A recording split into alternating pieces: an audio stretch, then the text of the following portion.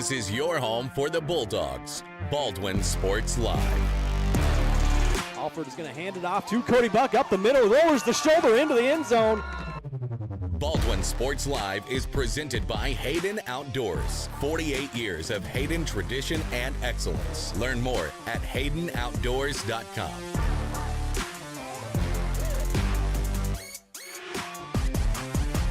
Bergen going to set up Padgett nicely.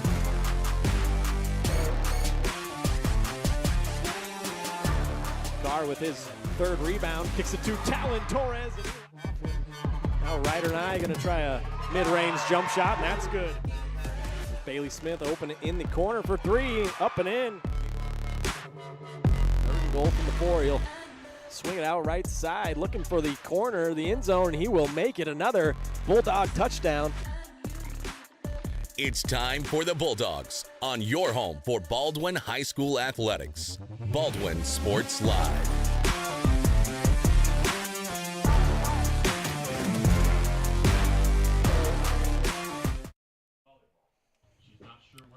Well, good evening, everyone, and welcome to Wellsville, Kansas, where tonight we have a big-time district matchup in Week 4 of the high school football season between the 2-1 Baldwin Bulldogs and the 2-1 Wellsville Eagles.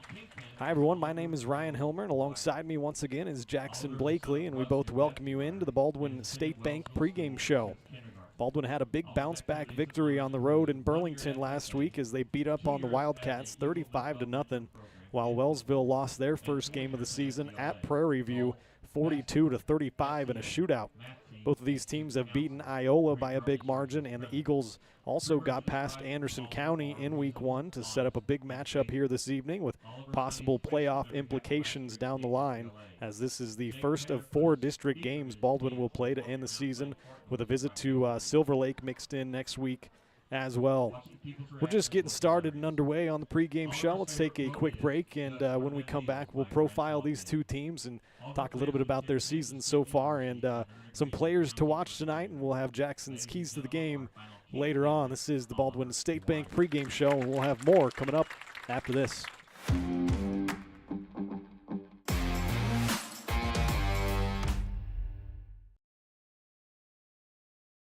Hayden Outdoors Real Estate has been proudly serving the Midwest since 1976, covering 33 states while producing over $1 billion in annual sales. Shad and Penny Sheldon are some of the top producing brokers from Baldwin, Kansas, selling farms, ranches, rural homes, and recreational real estate throughout Kansas. Their knowledge, passion, and expertise will help make your next real estate transaction an excellent experience. Contact Shad or Penny today by phone at 785-821-2666 or by email at shad@haydenoutdoors.com. At Baldwin State Bank, we love being a part of the community in which we serve. Our roots run deep within Baldwin City, and our commitment is deeper. Whether it's that dream house you can't wait to call home or the trust of your personal finances, both present and future, we are here to serve you, our customers, our neighbors. Baldwin State Bank, proud supporter of the Baldwin Bulldogs for 131 years and counting. Come see us downtown or online at baldwinstatebank.com. Member FDIC, Equal Housing Lender. Kelly Neufeld and his team at Farm Bureau Financial Services are there to help you prepare for the unexpected and protect your future. With customized insurance plans and comprehensive financial planning, Kelly and his team will help increase your confidence in your overall financial well-being. Come meet the team at their new office in downtown Baldwin City at 714 8th Street or give them a call at 785-594-1055 to set up a meeting with Kelly Neufeld at Farm Bureau Financial Services in Baldwin City. It's your future. Let's protect it. New charges related to insurance fraud and theft. Ripping off about 90 homeowners. Stewart ripped him off. The roofing industry is rough these days. Hometown Construction is Baldwin City's very own hometown solution for roofing and siding needs. We know there's more important things than just money. We give detailed estimates and on-site supervision during all projects. We focus on one job at a time so that you have our undivided attention. Contact us today. Go Bulldogs!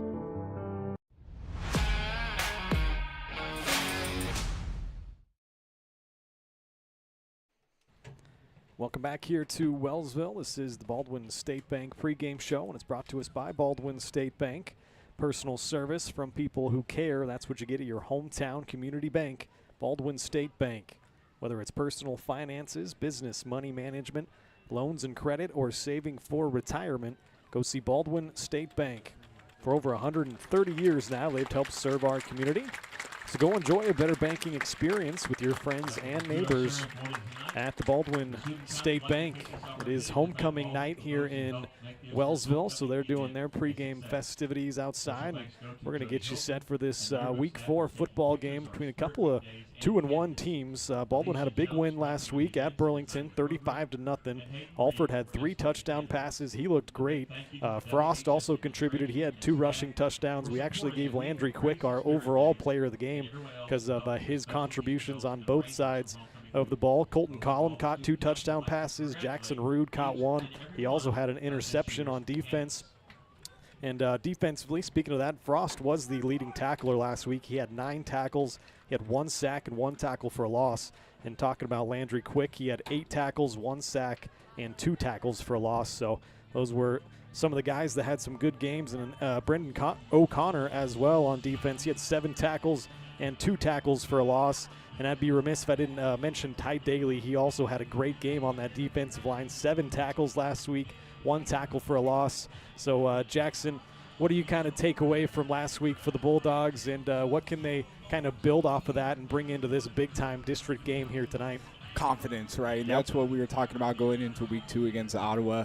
And ultimately, we weren't able to get off to a quick start. That's going to be really important here. Another important part is going to be how we handle ourselves defensively. Jackson Rude has forced a couple turnovers. We've a couple of interceptions. He's got a fumble recovery as well. This defense, I think, if we want to be successful today, we're going to have to force at least one or two of those turnovers. And on the offensive end, we're going to want to try to keep the ball as much as possible, limit those turnovers, and kind of lengthen out these possessions. Yeah, I agree. It's going to have to be some ball control offense, and on defense, you're going to have to stop the run. Wellsville, talking about them, they are great on the ground. They're averaging 255 yards rushing per game so far. They do lose 6 players from a very good team last year. They went 11-1 last year, made it all the way to the state semifinals before they lost to Hayden. They lose 6 guys with honors from last year, but they do return a couple of them, and those guys are one of the running backs, Armand Graves. He was first team All-League last year, and Wyatt Brungart on the line. He was second team All-League defensive line. He's number 50, and keep an eye on him on both the lines. Armand Graves is number 22. You'll also see Peyton Otwell, number 28, getting a lot of carries. Both of those guys combined for 6 rushing touchdowns already. And then the quarterback, Pete Dorsey, also has 2 rushing touchdowns and 5 through the air and 366 yards. So this has been a high-powered offense for Wellsville so far, and they beat Baldwin last year twice.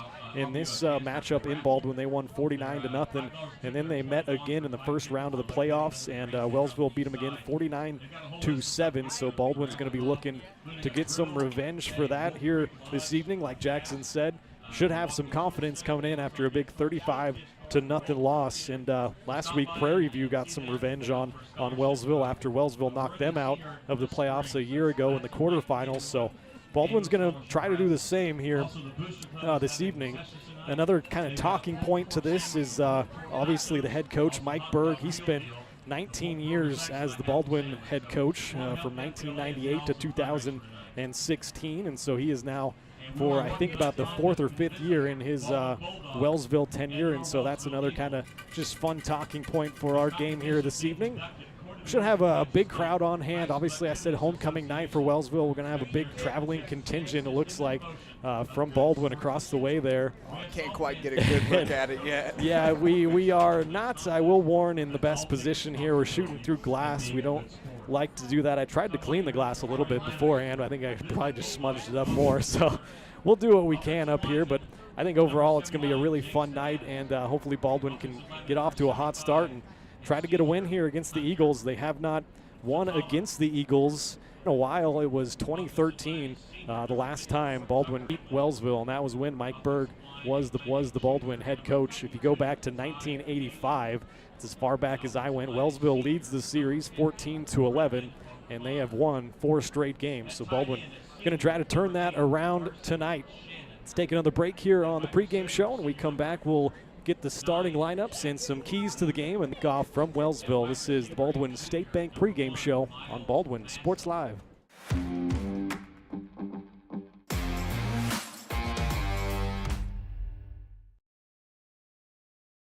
With Heartland Plumbing, you get full-service plumbing from a real plumber, not a sales guy who's just there to fix a leak. Heartland Plumbing sets appointments they hold true to, not an inconvenient block of time they might be there. With a strong reputation and years of quality service, Heartland Plumbing has the tools and the people to get your plumbing job done on time the first time. Give them a call at 913-856-5846. Serving every big town and small town around, residential and commercial. That's Heartland Plumbing, the plumber you can open your door to.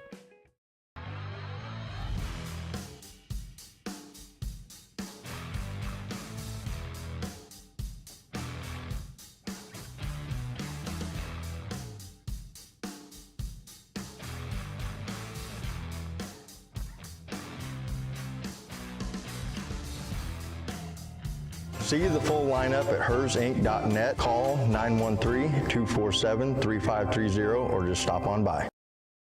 Lamb Roberts Price Funeral Home is honored to be your choice when the difficult time comes to plan a lasting tribute for your loved ones. There to guide you through the process from beginning to end with each family's unique traditions and beliefs in mind. Visit lamb-roberts.com to see all of the services offered, including their online pre-planning tool, or call 785-594-3644 to visit with the caring professionals at Baldwin City's only locally owned funeral service and cremation service provider, Lamb Roberts Price Funeral Home.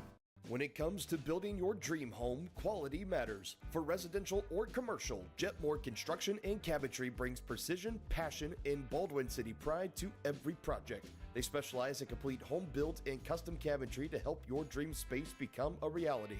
For a free quote, call 785-248-0698 and follow them on Facebook to check out their latest projects. Jetmore Construction and Cabinetry. Built local, built right, built for Baldwin City.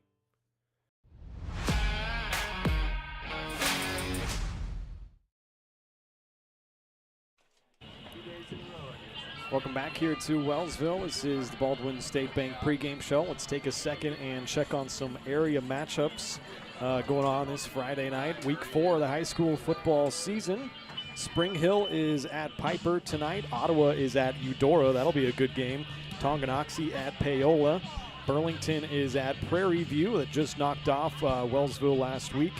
Anderson County at Iola. Santa Fe Trail is at Osawatomie. That's another district game in our district. And then St. Mary's is at Silver Lake. That's a 2A matchup, but Baldwin will be headed to Silver Lake next week, and that breaks up our 4 district games coming up here to end the season. So now time for some keys to the game. I'll throw it over to Jackson. What do you think the Bulldogs got to do tonight to come away victorious?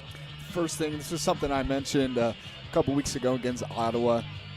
Baldwin wasn't able to get much going, especially early in the game. That allowed Ottawa to have momentum early and really dominated throughout the game, especially with time of possession.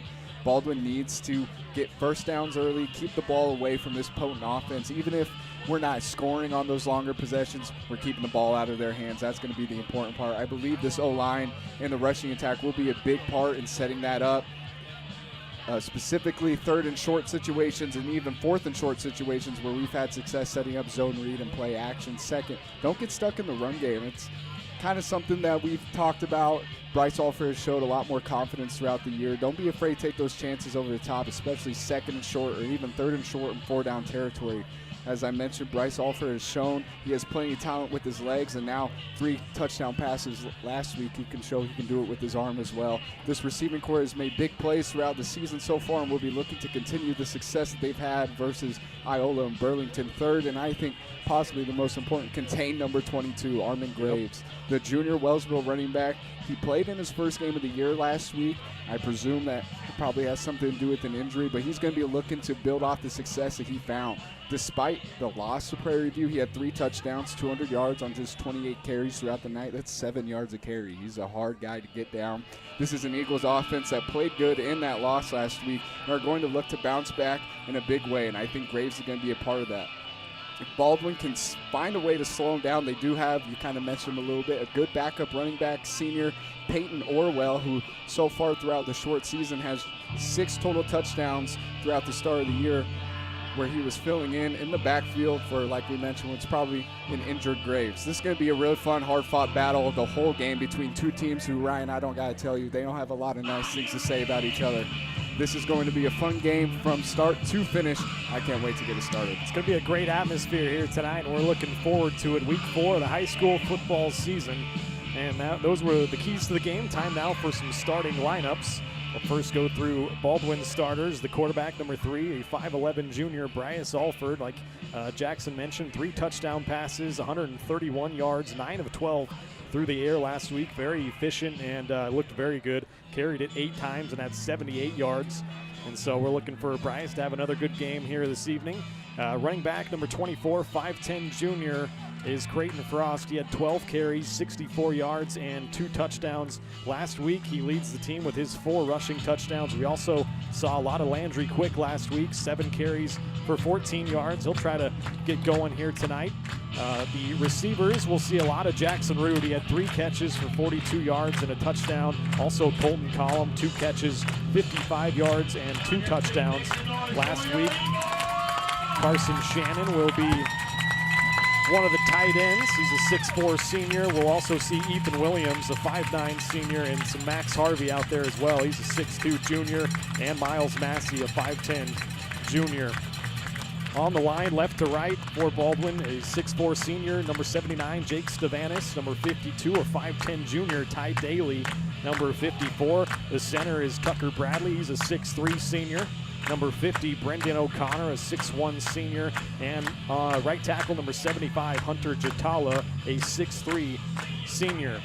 Defensively for Baldwin on the line, it'll look like this. Number 81, Taylor Wilson. He's a 6'5 junior. He had 3 tackles last week. Number 52, Ty Daly, 7 tackles, 1 tackle for a loss last week. Hunter Barnhart, number 65, a 6'2 senior, had 5 tackles, 1 tackle for a loss last week. And the linebackers, number 50, Brendan O'Connor, a 6'1 senior. He had 7 tackles, 2 tackles for a loss last week. Number 15 is Landry Quick, 8 tackles, 1 sack, 2 tackles for a loss.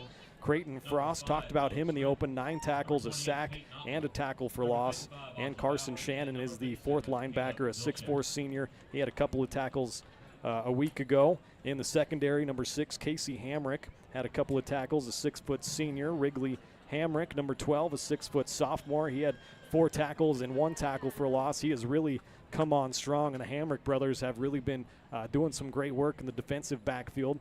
And Jackson Rood, Jackson talked about him earlier.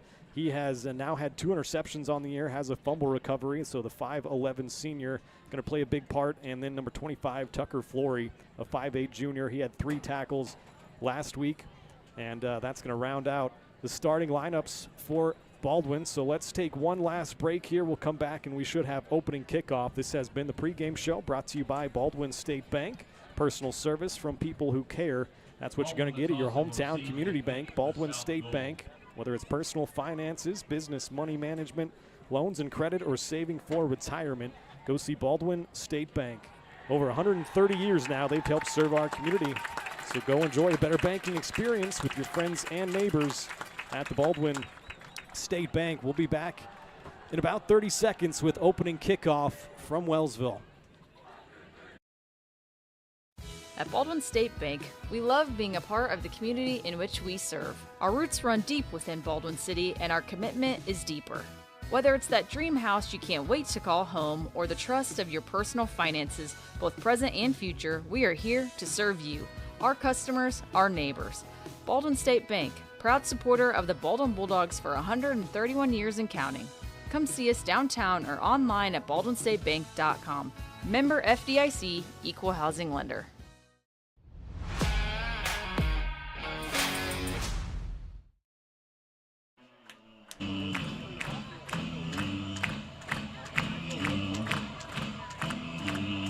Welcome back to Wellsville, just about set for kickoff here. A couple of 2-1 teams doing battle in the first district matchup of the year.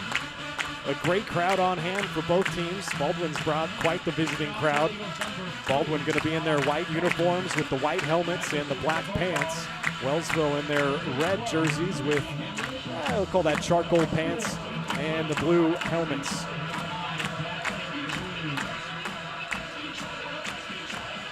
Ryan Hilmer alongside Jackson Blakely, and we should have a fun game on our hands as Baldwin's going to receive the opening kickoff.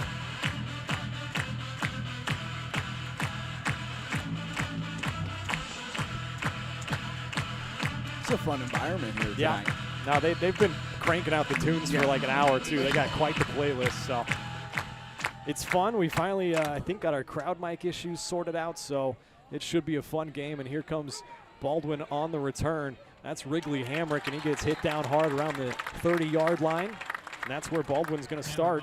Here comes the quarterback, 5'11", 160-pound junior, Bryce Alford. Like I mentioned earlier, 9 of 12 last week, 131 yards, 3 touchdowns, no picks, 8 carries, and 78 yards. It was a great game from the junior quarterback, and looking to keep that going here this evening. Yeah, that was one of those games. It's hard to pick a player of the game, especially when everyone was just so in tune last week. Here we go, 1st and 10 from the 30-yard line. Alford takes the snap, hands it off to his running back, Creighton Frost. He barrels ahead for about 5 yards. And that is going to be part of the keys tonight, as Jackson mentioned earlier. You're going to have to run the ball, control the clock a little bit, and keep some possession. And number 20, Eli Hammerschmidt. Gain is to the 34-yard line. Pick up a 5. Be 2nd down and 5 for the Baldwin offense. Just underway here in Wellsville.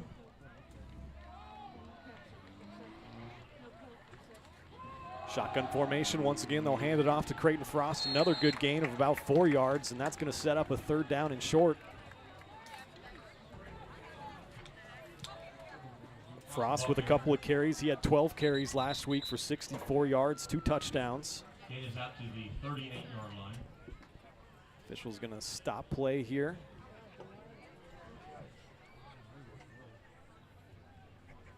Not sure what they're looking at, Jackson. I can't see that far. There's something in the way.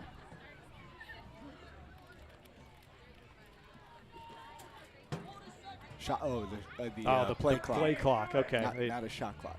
They in basketball mode already, but yeah, they're trying to figure out the play clock.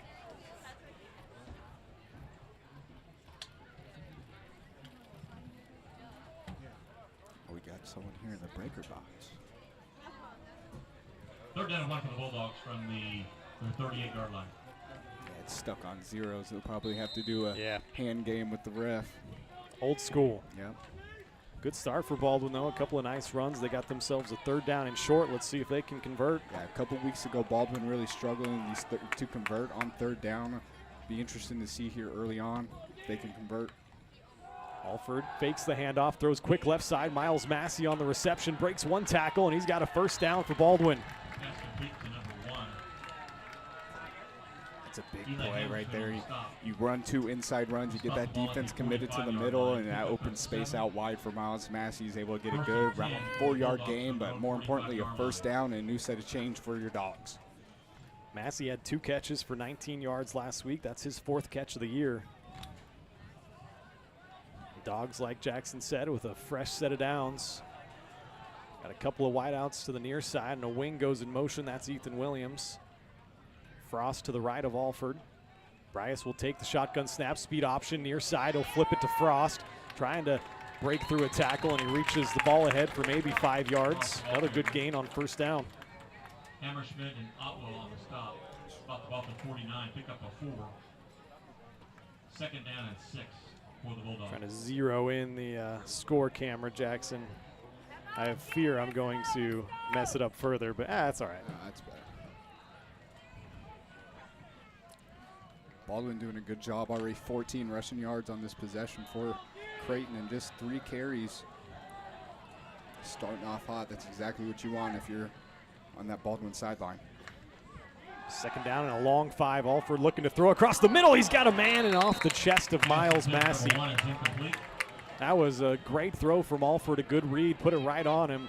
Massey's, he'd probably tell you he's got to make that catch.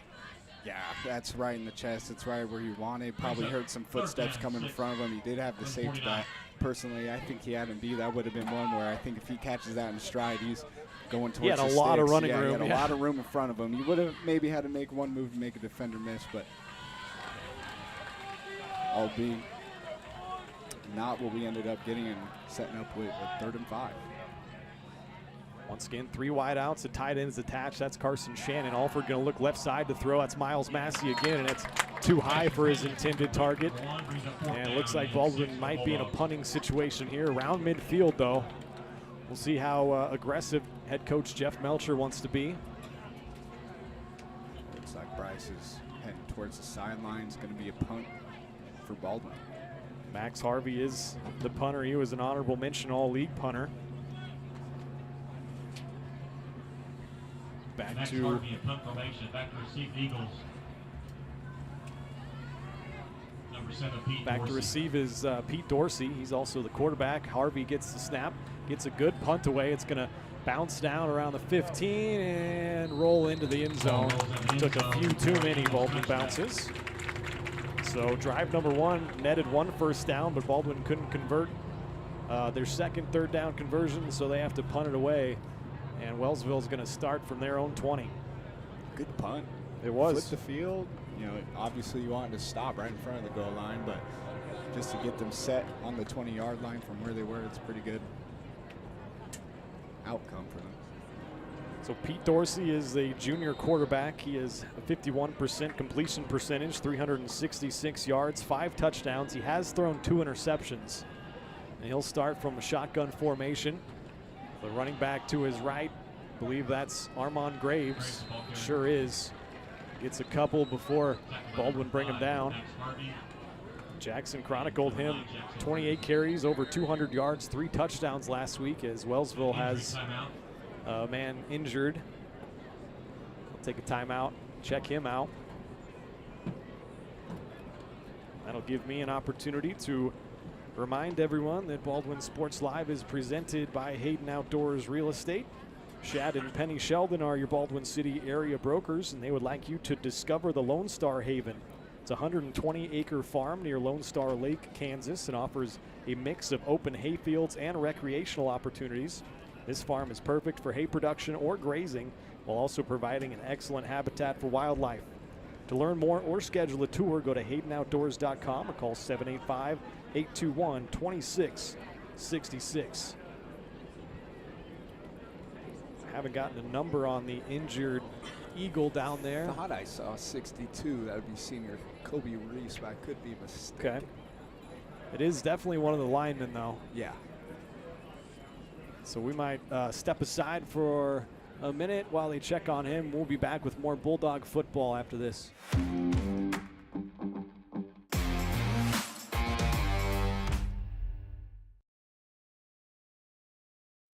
At Fort Scott Community College, we understand that a scary part of figuring out your future isn't only answering the question, what should I do, but where do I belong? Maybe you belong here, studying animal science or learning about farm and ranch management.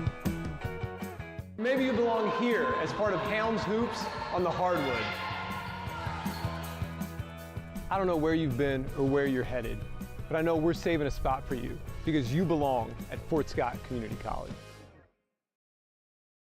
With Heartland Plumbing, you get full-service plumbing from a real plumber, not a sales guy who's just there to fix a leak. Heartland Plumbing sets appointments they hold true to, not an inconvenient block of time they might be there. With a strong reputation and years of quality service, Heartland Plumbing has the tools and the people to get your plumbing job done on time the first time. Give them a call at 913-856-5846. Serving every big town and small town around, residential and commercial. That's Heartland Plumbing, the plumber you can open your door to.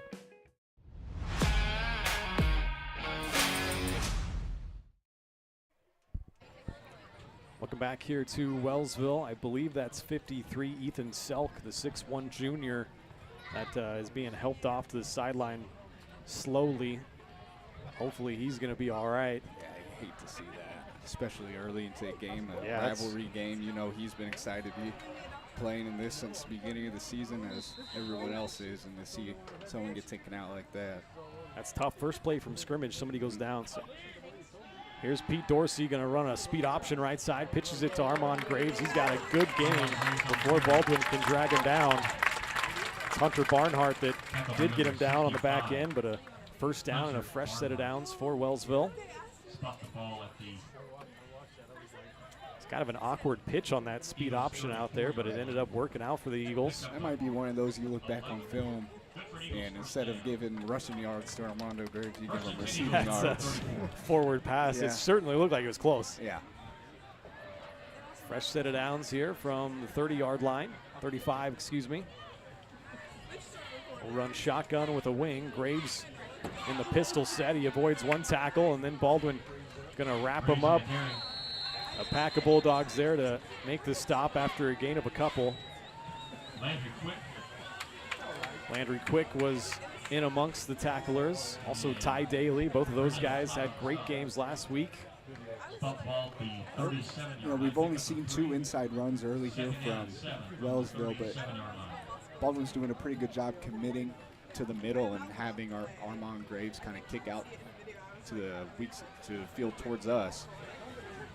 And that's been a pretty important way to stop him here early. A tight trip set to the near side. They'll fake the handoff. Dorsey's going to keep it, bring it near side, and he's going to be cut down by Tucker Flory, but not before he gets the first down.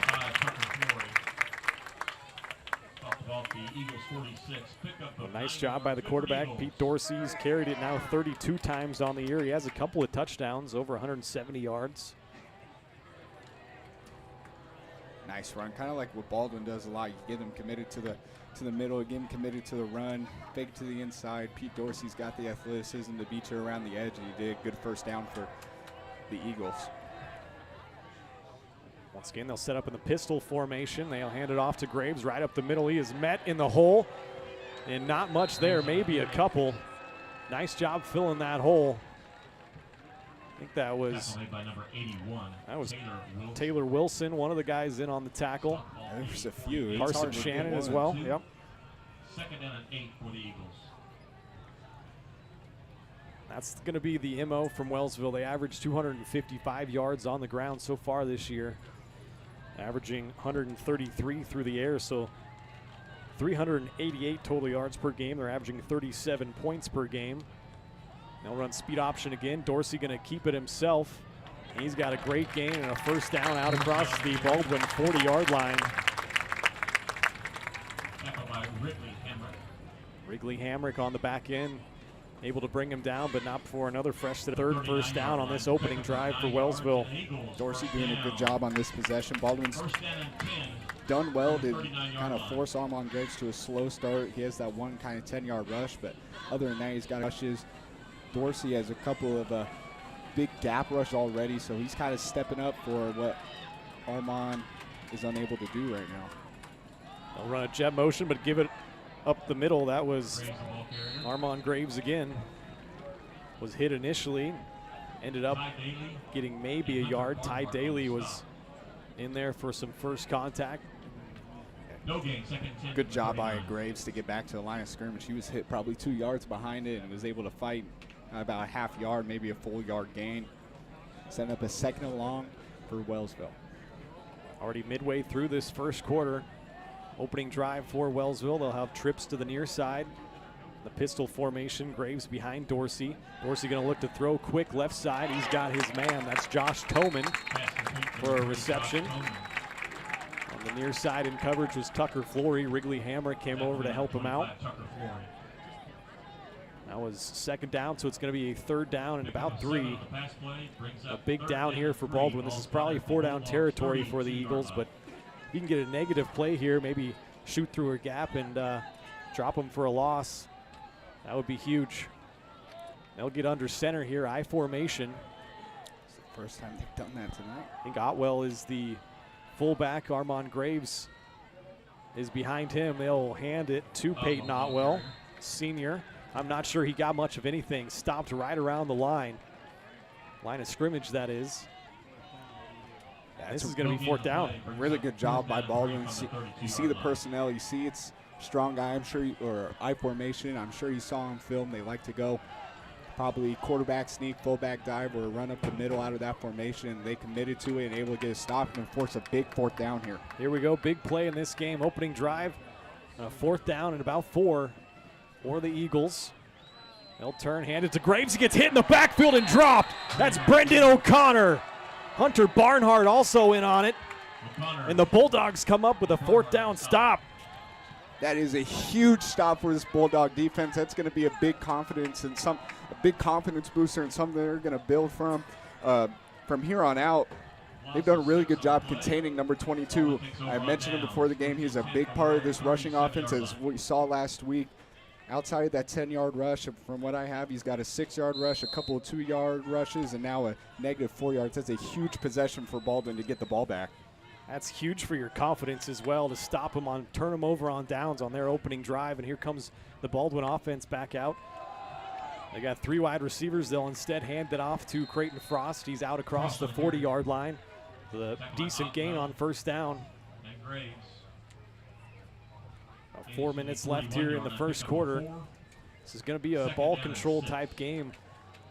Yeah, both teams like to run the ball. Go ahead. Yeah, it's going to be a nasty physical game. Both you were just mentioning, both teams just want to run the ball. They got big, powerful backs, and they got good, powerful backups as well. So if one needs to get a rest, you have a lot of confidence in your backup. For us, it's probably Landry Quick. For Wellsville, it's probably Peyton Otwell, who's had a pretty good start to the year. For sure, a battle of attrition as this game goes on. 3 wideouts. Alford will send the wing Williams in motion left to right. And now a timeout gets taken by Baldwin. Head coach Jeff Melcher wants to talk about it. Timeout charge to the Bulldogs. That's their first charge timeout of the half. Be the first timeout for either squad, and that'll give me an opportunity to remind you that Baldwin Sports Live brought to you in part by Rice Precision Manufacturing. They're a family-owned business in Baldwin City. They service many different industries, from food processing to heavy and light industrial, oil and gas, and many more. With state-of-the-art machine tools, Rice Precision provides a great work environment that offers excellent pay and competitive benefits. It's the perfect place to start your next career. You can find out more by emailing jobs@rice-precision.com. Getting a little bit of a reflection from the glass here, so don't mind me in the reflection, but the sun has set on the far sideline over there behind the tree line, so it is a bit of a nicer view for us, but still shooting through some glass here, so going to be some glare. Doing the best we can, though. Glad you could join us on Baldwin Sports Live here tonight. So out of the timeout, here comes Baldwin. They got a 2nd down and about 6 yards to go.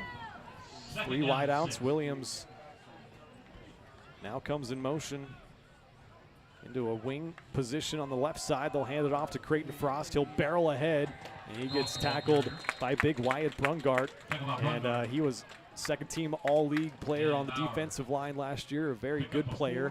So keep an eye on number 50. That's his first tackle of the game. And a 3rd down and manageable here coming up for Baldwin. Talked about it before the game. It's important to set these situations up, especially for our offense that's predicated around the run. You want to give yourself easy opportunities to convert on 3rd down. So far, Baldwin's done a pretty good job of that. Call it 3rd down and 2. From their own 45-yard line. Once again in the shotgun, Frost to his right. They got Shannon, the tight end, in there, and they'll pull it this time. Alford keeps it. He's got a 1st down out to about midfield. He slides down safely, and that's going to be a fresh set of downs for Baldwin. A nice read that time by Bryce on the read option. Nice zone read there from Bryce Alford. We saw that last possession from Wellsville. We're going to talk about it a lot, but these offenses are pretty similar in terms of how they want to set the precedent themselves. These are 2 physical teams who just want to run it down your throat. Alford has 27 carries coming into tonight, 246 yards and 3 touchdowns, so he has been good on the ground.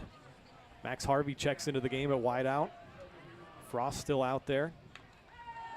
Look to throw this time. Alford has some time, rolls out to his right, now under pressure, looks for Miles Massey. He's got this one, breaks the tackle at the 25-yard line, down inside the red zone for the Bulldogs, and that's a big completion from Alford to Miles Massey, making up for that earlier drop.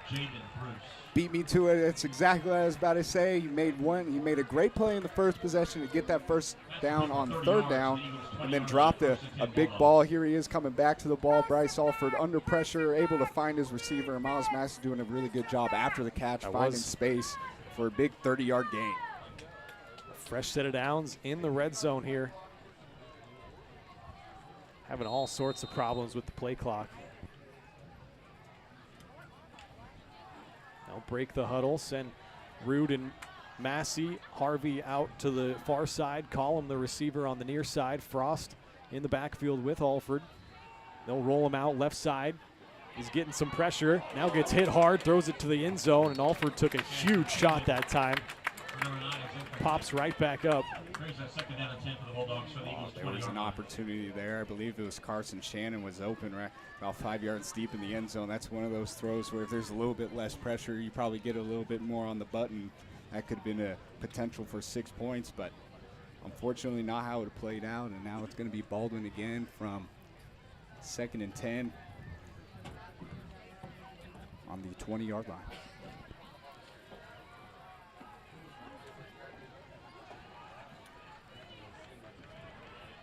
Couple of wideouts, a wing, and a tight end for Baldwin. Collum is attached. Frost to the right of Alford. They'll hand it off to Creighton Frost, and he barrels ahead, carrying defenders about 4 or 5 yards. I wonder how many guys you can put on the back of Creighton Frost, and he can still keep his feet and keep moving. It's insane. My guess is he might need 12 guys. That's a pretty decent gain on 2nd down after the incompletion on 1st down. So it's going to set up a 3rd down and 5. This is very manageable, probably 4-down territory. We haven't seen Baldwin attempt a field goal attempt so far, but Homer Rice was very good last week on extra points. He was 4 of 4, and Browers actually hit one as well. We'll see. First, the 3rd down play here. Massey and Rude split out to the left, Harvey to the right. Got Colton Collum as the tight end. They'll fake the handoff on the jet motion, and Halford's going to get hit hard and dropped in the backfield. That was 56 making that play. Aiden McCoy, the 5'11 junior linebacker. Looks like they sent 5 or 6 guys, and Baldwin had everybody accounted for except for the last. Bryce Alford not able to make a move in the backfield like he's done so many times this season, and real unfortunate. He had a good possession going in. That's a drive killer. It's going to be 4th and about 8. It's more than that. This is going to be 4th and about 14. 4th and 14. Sorry, I missed where the line of scrimmage was. You're good, but that sets up, like you said, a really tough situation here. Not a whole lot of plays in the playbook. 4th and long, but they're going for it. 3 wideouts and a tight end. Alford dropping back to pass. He looks right side. He's looking for the corner. He's got a man. Jackson Root. It's caught. Touchdown, Bulldogs. What a play. What a throw. Bryce Alford finding his guy in the back of the end zone. Jackson Root kind of looked like the ball went through the defender. Somehow ends up in his hands. That's a great concentration catch. And I think maybe a penalty on the celebration. A 24-yard pass from Alford to Rude. Somehow he comes up with that catch next to the pylon in the end zone. What a play for the Bulldogs, and they're on the board first. They'll send Homer Rice out for the extra point. Actually, is that Browers? I think it is. Yeah, Homer Rice is out. Okay, Jake Browers. Homer Rice is not in the game.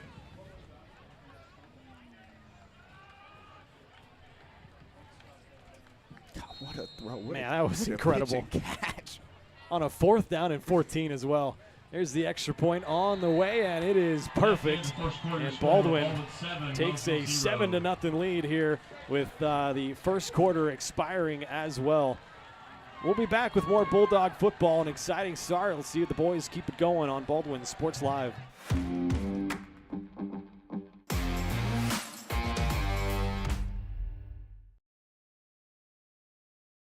Hayden Outdoors Real Estate has been proudly serving the Midwest since 1976, covering 33 states while producing over $1 billion in annual sales. Shad and Penny Sheldon are some of the top producing brokers from Baldwin, Kansas, selling farms, ranches, rural homes, and recreational real estate throughout Kansas. Their knowledge, passion, and expertise will help make your next real estate transaction an excellent experience. Contact Shad or Penny today by phone at 785-821-2666 or by email at shad@haydenoutdoors.com. At Baldwin State Bank, we love being a part of the community in which we serve. Our roots run deep within Baldwin City, and our commitment is deeper. Whether it's that dream house you can't wait to call home or the trust of your personal finances, both present and future, we are here to serve you, our customers, our neighbors. Baldwin State Bank, proud supporter of the Baldwin Bulldogs for 131 years and counting. Come see us downtown or online at baldwinstatebank.com. Member FDIC, Equal Housing Lender.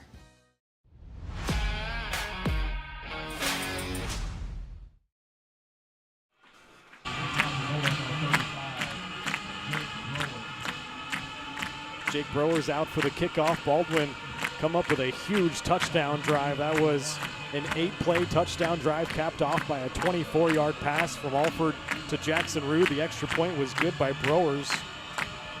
Homer Rice, I've been told, is not here. He hurt his MCL last night playing some soccer, so we hate to hear that. But nice job by Browers to convert the extra point, and here he'll kick it off.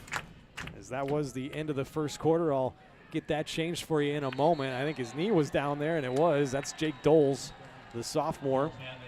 So that is where the second drive will start for Wellsville. It's going to be from their own 30, we'll call it 33-yard line. It's a crucial call there. The refs caught that because it looked like he had a lane here coming to the near side of the field. As you guys might notice throughout the game, anything kind of from the 30-yard line to the 45 is going to be angle. a little disrupted, especially with the white background, but we're trying our best. So here we go, Wellsville with a first down and 10. Their own territory. He'll turn, hand it off to Graves. He has the edge. Looked like it might have been a hold out there, but no call. He gets to about the 40-yard line, the 41. They'll shove him out of bounds. Good run on first down for the Eagles. Wellsville's definitely going to be looking maybe this possession, or definitely this possession as the game goes on, trying to find a way to get him in some sort of flow. We talked about first possession. Baldwin did a really good job of keeping tabs on him. He had one 10-yard rush, but other than that, didn't get much going. Second down, about 4 yards, maybe 3. Dorsey going to turn, hand it off to Graves once again. That's a nice job. Carson Shannon out here. He makes a great play, wrapping him up, and only got about a yard. That's going to set up a third down. Big play. This run defense has looked better than I think than they have in previous weeks, even with the Iola shutout and in the Burlington shutout. This Baldwin defensive line looks ready to get after it tonight. No game play, but third down and 3. That's 56. Jet Rood checking into the game for Ty Daly, so the freshman's getting some snaps. A third down, they'll go I formation, a tight end, and a couple of wideouts. They'll turn, hand it to Graves, right side. He gets hit and dropped, and he is not going to get there. He got maybe a yard, but he's going to be short. Who was that shooting through there? Oh, no, but it was Landry Quick? Hard-nosed tackle right there, pretty much one-on-one to drive him back into force. It's going to be a 4th and short, and an interesting decision here for Coach Bird and the Wellsville Eagles. 4th down and 1. They're in punt formation, but you got to be aware of a fake here. It's around midfield, the 45-yard line, I should say. Jackson Rood's back to receive it, and they will punt this football away. Baldwin forcing a 3 and out. Rood takes it off of a bounce. He comes near side, breaks a tackle out to the 35-yard line before he's knocked out of bounds. A good punt return there, and Baldwin going to have some more pretty good starting field position. Jackson Rood making his presence felt so far this evening. We've talked a lot about him on the defensive end. I believe he has 2 touchdown catches on the year as well. He's been a big part of this offense and this defense so far, making a big impact on the offensive end. Yeah, that was his 3rd touchdown catch of the year. He's got 2 interceptions and a fumble recovery as well. So Baldwin forces the 3 and out. They get a pretty good return, and they'll start from their own 37-yard line. Same place they started their last drive on the other end. I'll hand it off to Frost. He powers ahead to about the 40-yard line. Give him a gain of about 3 on first down. Baldwin doing a good job of just getting positive plays. Outside of that sack from Bryce Alford, there hasn't been very many negative plays. They've done a really good job of protecting the line of scrimmage. 2nd down and 7. They've relied heavily on Frost on the ground, but Alford has also been able to make some plays through the air. 3 wideouts, a tight end again. They'll run Jackson Rood on a jet motion, hand it to him. He's going right side, has to make a man miss out there.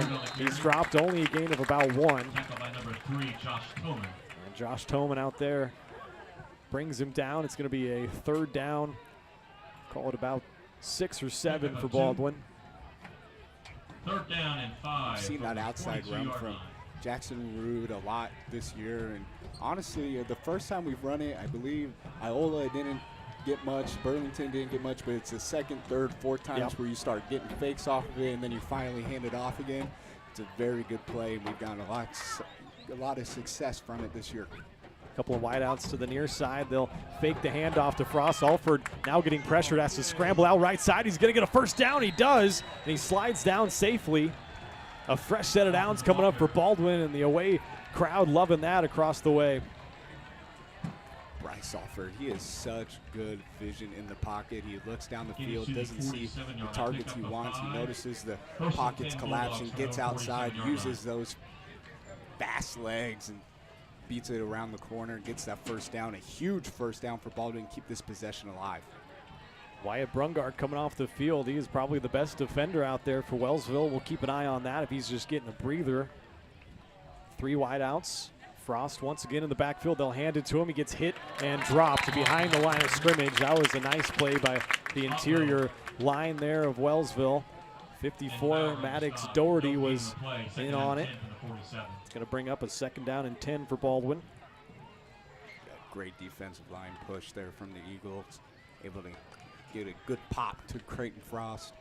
They're right at the line of scrimmage. 2nd and 10 for Baldwin. Yeah, you meet Creighton in the hole, you better bring the thunder. Because you know that's sitting on the train tracks. Here we go, 3 wideouts and a tight end for Baldwin. Alford takes the snap, looks quick right side. He's got a completion out there. And once again, that is Jackson Rood. Pick number 5, That's Max Harvey, excuse me. So Harvey on the reception. It's his 3rd catch of the year. Good quick strike, setting up a 3rd and short. It's a crucial 3rd and short. It's past the 50-yard line, so you know Coach Melcher is definitely thinking about 4 down territory. 4 down territory, exactly. 3rd down and 4. Alford has been able to scramble around and use his legs to extend drives. We'll see if he goes to that again. Carson Shannon, the tight end. Harvey, Flory, and Rood, excuse me, the wideouts. Alford looking deep down the right side. He's got a man down the sideline. Caught at the 5. Touchdown, Baldwin. Another big Max play. Harvey, go ahead. Oh, is that Max Harvey? I thought it was Rood. Max Harvey, big play down the sideline. Bryce Alford, a beautiful throw down the stripes, right in the pocket. Harvey not even having to break stride, catches at full speed, and you're not going to catch him if he has a step. My goodness me. Baldwin off to a great start, 13-0. Extra point pending here from Browers. That was a perfect pass on a go route on the sideline. Extra point is up and good. And Baldwin has a 14-0 lead. We'll step aside and be back with more Bulldog football after this.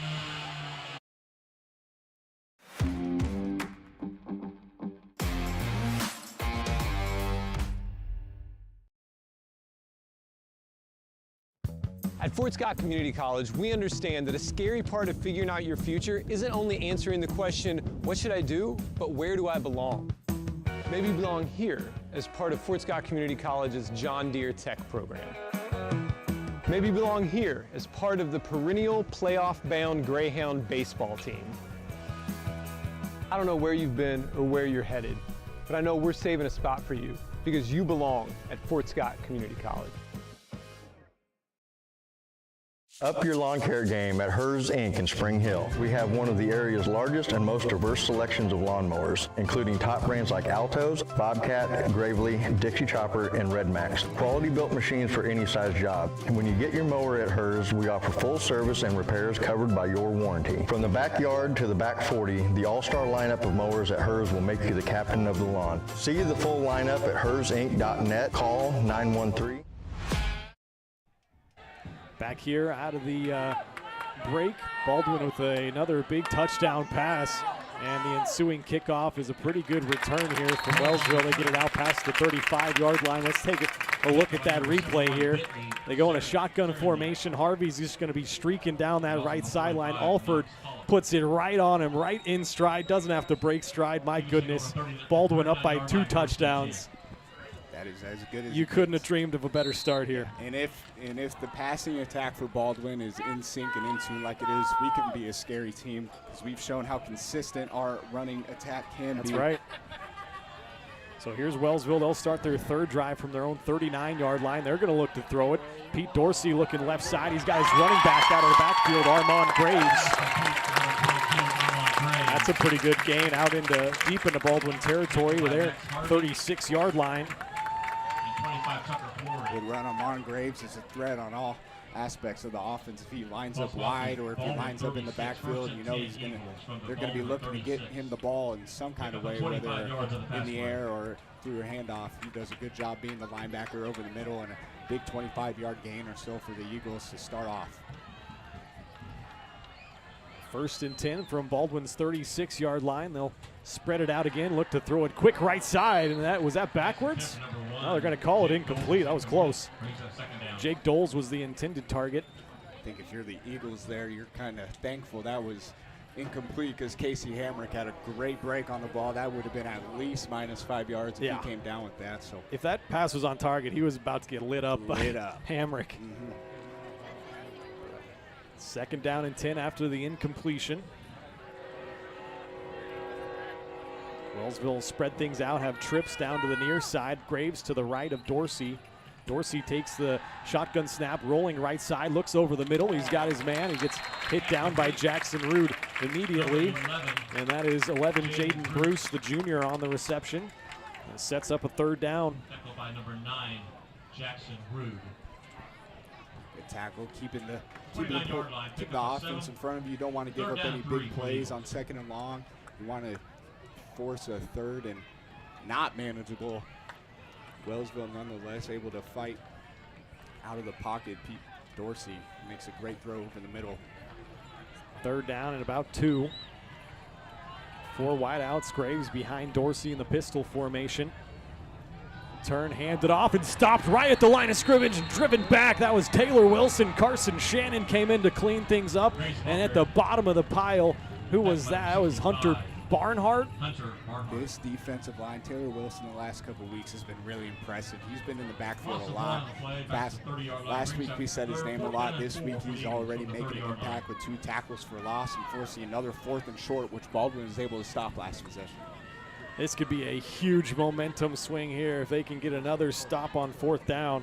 They've already stopped them once on their opening drive on 4th down. They forced a 3 and out on Wellsville's 2nd drive, and here they are. 4th down and 3. Trips to the near side. They'll run Otwell in motion to the left. Handed off left side, and getting the edge was Graves. He's looking for the 1st down marker, and he does. He broke a tackle of Tucker Flory and was able to get the edge out there. Last time out on 4th down, they went up the middle. Graves was stopped right in his tracks. This time running some pre-snap motion, kind of getting the defense moving around, and ultimately hand off to Graves off tackle. He does a really good job to avoid Tucker Flory, get around the corner in that 1st down. Fresh set of downs from Baldwin's 26-yard line. Once again, Graves in the pistol formation behind Dorsey. They'll hand it to him left side. He gets hit around the line of scrimmage and dropped. No gain on the play. Hunter Barnhart again was in on that stop. Saw Brendan O'Connor shooting through as well. Maybe got a couple there.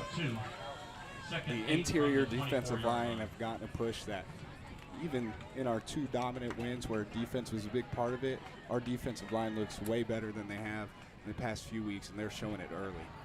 Yeah, the boys are fired up with a 14-0 lead. Trying to keep Wellsville out of the red zone here. Dorsey looking right side. He'll look for the same place around there where Jackson Rude came down with the touchdown reception, but it is well over the head of his intended target, Jaden Bruce. And it'll be 3rd down and 8. Good job once again, making sure you're not getting beat long, keeping the offense ahead of you. Dorsey just a little strong on that throw. Not able to give his wide receiver a chance. This is the game plan, though. You want to get ahead early and make Wellsville start throwing the ball a little more. They, like we've chronicled, like to run the football. Third down and long, another passing situation. Dorsey gonna drop back to throw, plenty of time, looking over the middle. He's got his intended target. That is enough for a first down and into the red zone. Jaden Bruce on the reception. Good strike over the middle. He got that was a frozen rope to his receiver, able to find him a big first down. That would, if they weren't able to complete that, that would have forced a fourth and uncomfortable, but a great play from Dorsey over the middle. Yeah, give Wellsville credit. They've come out with a big fourth down conversion and now a big third down conversion on this drive, and here they are in the red zone. About the Baldwin 14-yard line and shooting through, almost getting Graves. He's broken a couple of tackles and now wiggles his way into the end zone for a Wellsville touchdown.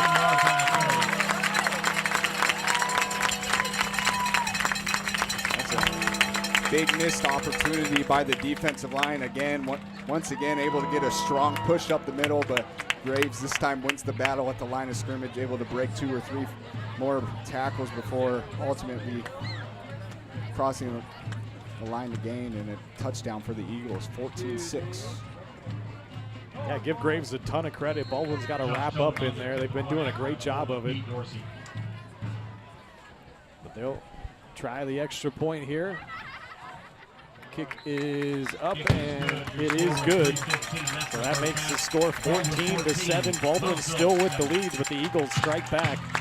We'll be back with more Bulldog football after these messages. Kelly Neufeld and his team at Farm Bureau Financial Services are there to help you prepare for the unexpected and protect your future. With customized insurance plans and comprehensive financial planning, Kelly and his team will help increase your confidence in your overall financial well-being. Come meet the team at their new office in downtown Baldwin City at 714 8th Street, or give them a call at 785-594-1055 to set up a meeting with Kelly Neufeld at Farm Bureau Financial Services in Baldwin City. It's your future. Let's protect it.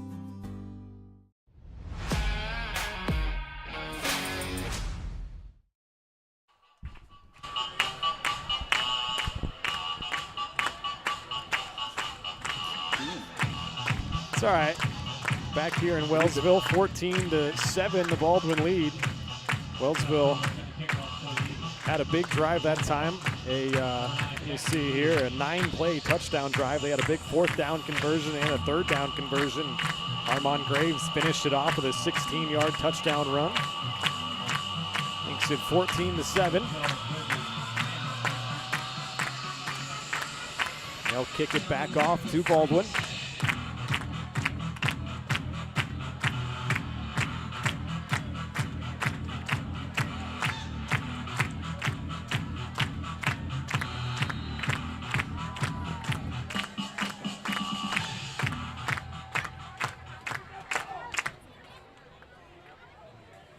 There's the kick. It'll be fielded off a hop by Ethan Williams, taking it right side, and he gets chopped down right around the 25-yard line. That's where Baldwin's next drive will start, right at the 25 from the right hash. Baldwin had to punt on their first drive after converting on 1 third down, and then their second drive, an 8-play touchdown drive, their third, a 6-play touchdown drive, and they'll start their fourth from their own 25-yard line. Yeah, you get off to a quick start. Wellsville finally able to stop you again, and then they go down, march down the field. Armand Graves' 15-yard touchdown where he broke around 4 or 5 tackles. That could be something that if you're I did not see the flag. Apparently there was a holding call on Baldwin, so that's going to back him up 10. Like I was saying, that's a run if you're Graves or just the Wellsville offense in general. That's a momentum booster, confidence booster at the very least. So something to keep a look in. Now that you get this holding penalty, it sounded like it was, and push yourself back. Now this is a big opportunity for Wellsville to kind of make up for that lost ground. 3:09 left on the first half clock. Baldwin does have 2 timeouts left. See if they can't put a long drive together here to end the first half. Get backed up on that holding call at their own 15-yard line. Alford in the shotgun. Frost to his left. They got trips to the near side. They'll run speed option near side. Frost able to make one man miss. Breaks a couple more tackles, and he's out to about the 24-yard line. A good gain on first down. Yeah, another one of those speed option plays where you look back in film and maybe give a receiving yard play by Bryce Alford to read the defense, get the edge keyed in on you, a good pitch, and a good 9-yard gain for Creighton. Second down and a long yard for Baldwin. Counting. Couple of tight ends this time for Baldwin. They'll hand it up the middle to Frost. He lowers his shoulder and falls forward across the line to gain. Fresh set of downs coming up for Baldwin. That was Maddox Doherty on the tackle. That is the 5th first down of this first half for Baldwin. They'll keep this drive going. Approaching the 2-minute mark. Like I said, 2 timeouts. Plenty of time for Baldwin. Ideally, you'd want to use all this clock, drive down, and score another touchdown before the half. So remember, Wellsville's going to get the second half kickoff.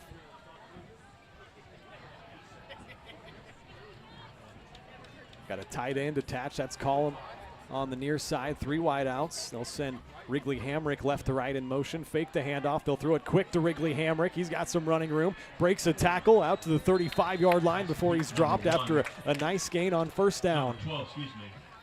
That's a great play design. Coach Melcher drawing that one up. Get the outside motion going. Fake the inside run, and you got a receiver wide open with space. Wrigley doing a really good job in space, making someone miss and pushing someone off of him to get a couple extra yards. Just the 2nd catch of the year for Hamrick.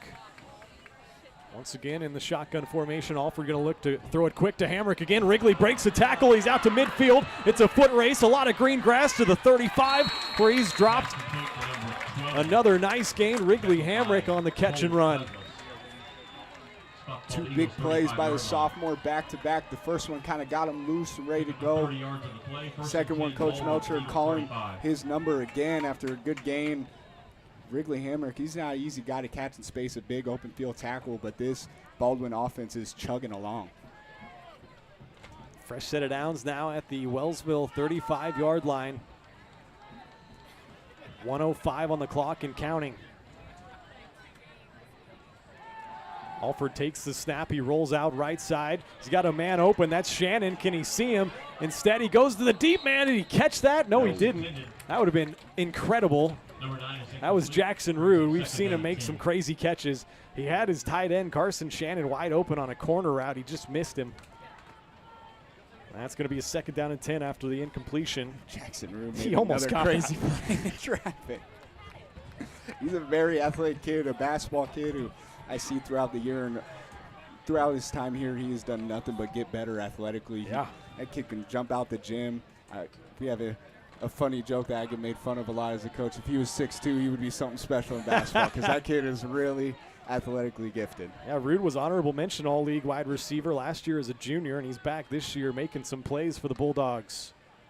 Alford fakes the handoff, looking over the middle. He's got a wide open man. That's his tight end, Colton Collum, but he just overthrew him by a few yards.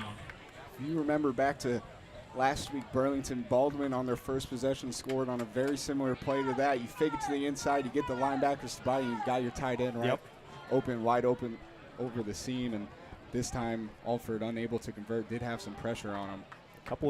Go ahead. That's a throw. You know Bryce Alford would want that back, and that's one he makes often. A couple incompletions in a row, but the good news is Baldwin's got some receivers running open down the field.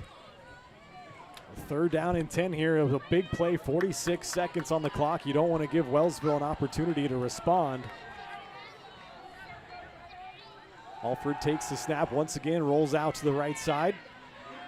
Nobody open. He's going to check it down towards the sideline. That was Jackson Rude on the catch. Did they knock him out of bounds? No, they did not. So the clock was running, and Coach Melcher is going to have to take a timeout. That'll be his 2nd.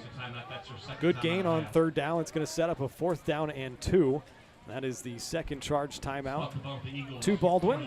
Don't forget, we'll have our halftime show coming up, presented to us by Farm Bureau Financial Services. It's been a great game here tonight and a good start for Baldwin, and they are driving here, trying to add on to their 14-7 lead.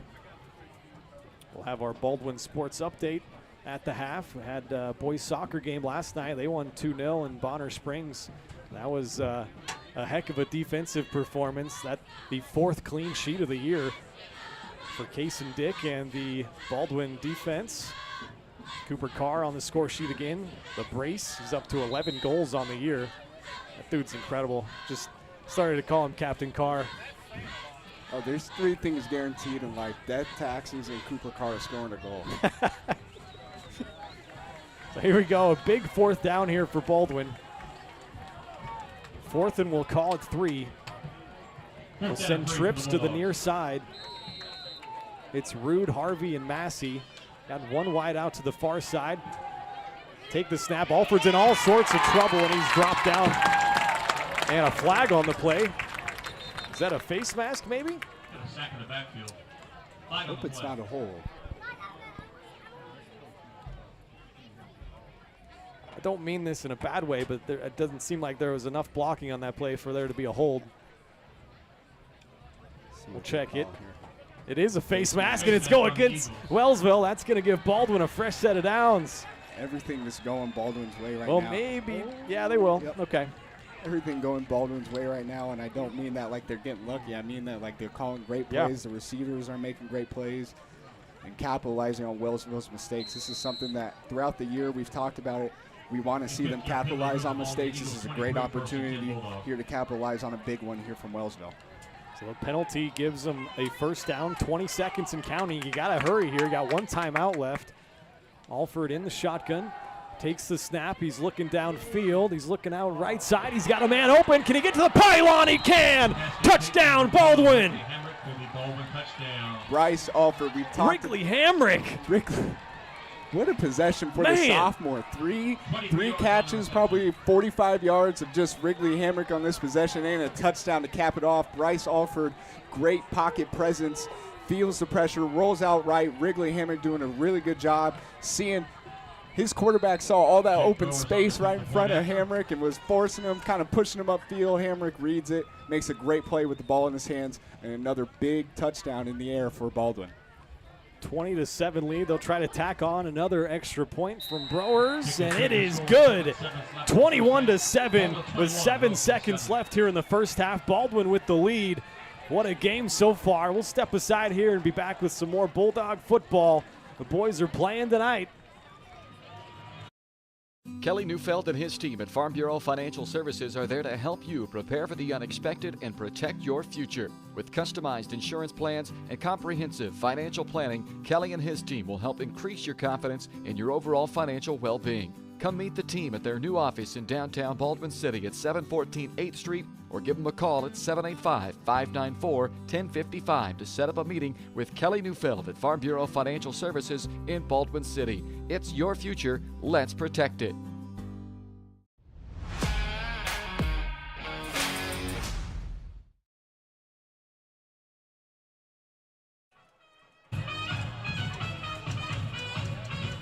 Welcome back here to Wellsville. We have a stunned home crowd as Baldwin has came in here, and they have a 21-7 lead right now on the Wellsville Eagles. That poor scoreboard camera has been getting a lot of we've been jumping around. We've been a little rowdy here in the booth. It's been a fun game here in Wellsville for Baldwin. And it's probably going to catch a couple more shots, hopefully, here as we close out the first half going into the second. It's been a heck of an atmosphere here for some high school football on a Friday night. This is what a Friday night in the autumn should look like here. Baldwin with a 21-7 lead. Browers will kick this thing off. Wellsville will take it from about their own 20-yard line, be out left side and drop. Not much of a game there. 1 second left on the clock. We'll see if Wellsville just wants to go into the locker room and talk about things. Ethan Williams, a big play there on special teams. He was pretty sure he started all the way on the near side of the field and worked his way across to get the tackle, a quick tackle off the kickoff on the far side. That's a big play on special teams by, that's number 4, senior Ethan Williams. That was a 24-yard touchdown pass from Alford to Wrigley Hamrick. The extra point was good. It's the first touchdown of the career for Wrigley. His second, third, and fourth catch of his career was on that possession as well. Baldwin's going to take a timeout. That'll be their third and final timeout. We'll be make back. sure you're lined up correct. Yeah, we'll be back in 30 seconds here on Baldwin Sports Live. New charges related to insurance fraud and theft. Ripping off about 90 homeowners. Stewart ripped him off. The roofing industry is rough these days. Hometown Construction is Baldwin City's very own hometown solution for roofing and siding needs. We know there's more important things than just money. We give detailed estimates and on-site supervision during all projects. We focus on one job at a time so that you have our undivided attention. Contact us today. Go Bulldogs!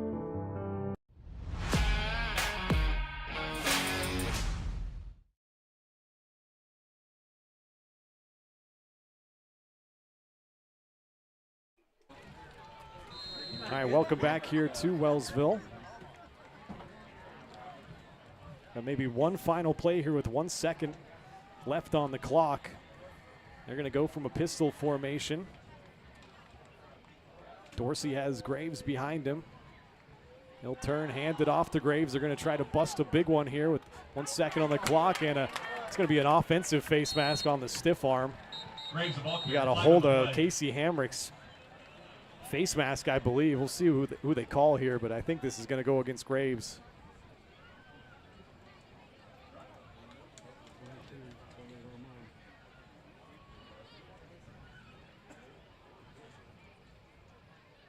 Personal foul, face mask on the Bulldogs. Okay, that's interesting. I thought that Graves was the one that face masked Hamrick, but moves the ball out to the. I mean, that's a huge play because they're going to have an untimed down here on a 15-yard penalty and an automatic first down. Second penalty of the game for Baldwin. Not so sure I agree with that. They don't care what I think, though. So an untimed down. Baldwin's got to be aware here. Dorsey's in the shotgun. Graves to his left. They'll drop back to pass. They're looking over the middle, and that was an incomplete pass intended for Graves, and that's how the first half is going to end. So a great first half from the Bulldogs. They'll head to the half up 21-7. We will step aside here and come back with the Farm Bureau Financial Services halftime show. This is Bulldog football on Baldwin Sports Live.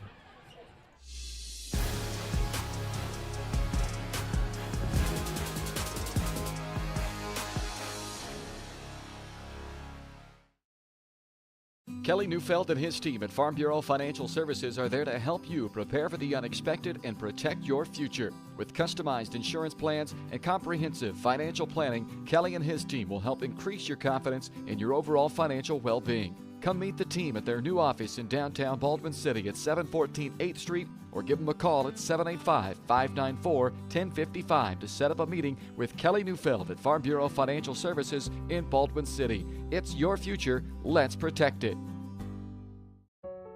Charlie was born at LMH. We had a great team of nurses. Not only did they check in on us regularly, they always asked if we had questions, always made sure that we understood what was going on. I cannot say enough wonderful things about the labor and delivery, family birthing, and mother baby care team at LMH Health. We had to put our entire trust into their hands, and just everyone was so friendly and so supportive. At Fort Scott Community College, we understand that a scary part of figuring out your future isn't only answering the question, what should I do, but where do I belong? Maybe you belong here as part of Fort Scott Community College's John Deere Tech program. Maybe you belong here as part of the perennial playoff-bound Greyhound baseball team. I don't know where you've been or where you're headed, but I know we're saving a spot for you because you belong at Fort Scott Community College. For unbeatable service, there's only one choice you can count on. Clint Davis and the team at One Choice Heating, Ventilation, and Air Conditioning have been keeping Baldwin City comfortable since 2011. Whether you need quick repairs, seasonal maintenance, or a brand new system, Clint and his team have you covered. Schedule an appointment today by calling 785-393-9329 and sign up for the preferred maintenance plan for special discounts. One Choice Heating, Ventilation, and Air Conditioning, the choice for the comfort of your family. Trindle Lumber Company is the go-to stop for every do-it-yourselfer and professional contractor. They carry a wide variety of plumbing, electrical, and hardware products, along with a vast selection of windows, doors, and paint. Their full-service drive-through lumber yard has what you need for every project and offers free estimates and professional delivery. At Trindle Lumber Company, you get the right products with the best service. Stop by at 1516 South Main in Ottawa or call 785-242-8144. With Heartland Plumbing, you get full-service plumbing from a real plumber, not a sales guy who's just there to fix a leak. Heartland Plumbing sets appointments they hold true to, not an inconvenient block of time they might be there. With a strong reputation and years of quality service, Heartland Plumbing has the tools and the people to get your plumbing job done on time the first time. Give them a call at 913-856-5846, serving every big town and small town around, residential and commercial. That's Heartland Plumbing, the plumber you can open your door to.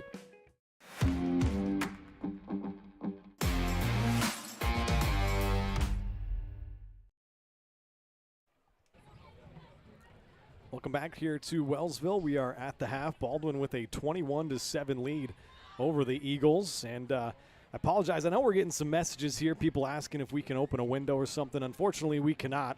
It's not the best setup here in Wellsville. As you can see, I'm in the reflection, and they won't let us turn the lights off because there's only one light switch for the whole press box. So sounds like I'm complaining maybe, but you know, it's just how it is. We're doing everything we can here to bring you this game from Wellsville, but right now Baldwin looking great on the field, 21-7. As I welcome you into the halftime show. It's brought to us by Kelly Neufeld and the great people of Farm Bureau Financial Services in Baldwin City.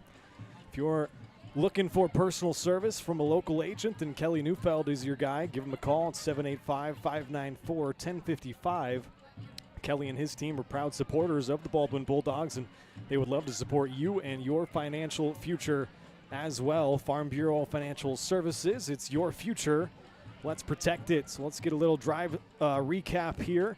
Baldwin started off with the football on their opening drive from their own 30-yard line. They picked up a first down on a third down conversion, but then went 3 and out over the next 3 plays and had to punt it away.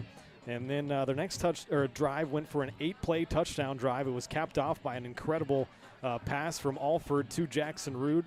24 yards on that. Browers hit the extra point to put Baldwin up 7-0. And then their next possession, they picked up a critical third down conversion and ended up being a long 47-yard touchdown pass on a 6-play touchdown drive. That one meant to Max Harvey, and the extra point once again was good. Baldwin was up by 14, and then their last drive of the half was an 8-play touchdown drive. Started at their own 15-yard line, picked up a couple of first downs, got some help on a penalty, a face mask penalty on Wellsville, and a 24-yard touchdown pass from Alford to Wrigley Hamrick. The extra point was good, and that put Baldwin up 21-7. As I flip it around, Wellsville, in terms of their possessions, they had 3 first downs on their opening drive, but ended up stalling out on the 10th play of that drive. They turned it over on downs as they couldn't convert on 4th down, and so turned it over on downs. Then the next drive, Baldwin forced them to a 3 and out. At that point, Baldwin got it back, went and scored again. It was 14-0 before Wellsville's third drive. They picked up a critical 4th down conversion and then a critical 3rd down conversion, and then scored a touchdown on the 9th play of that drive, and it was an Armand Graves 16-yard touchdown run. The extra point was good to make it 14-7. Baldwin then extended that lead out 21-7 before the half, and then Wellsville had a 2-play drive there right before the half that was extended up a questionable face mask call on Baldwin, and then they had an untimed down. Nothing came of that, an incomplete pass, so that is how the first half ended. But right now, a 21-7 lead. We appreciate everybody bearing with us here. It's not the best place to broadcast from here in terms of just some glass that doesn't open. I know there's a lot of reflections, but hopefully you are enjoying this one as much as we are. 21-7 lead for the Bulldogs. We'll take a break and come back with our Baldwin Sports Update. This is Bulldog Football on Baldwin Sports Live.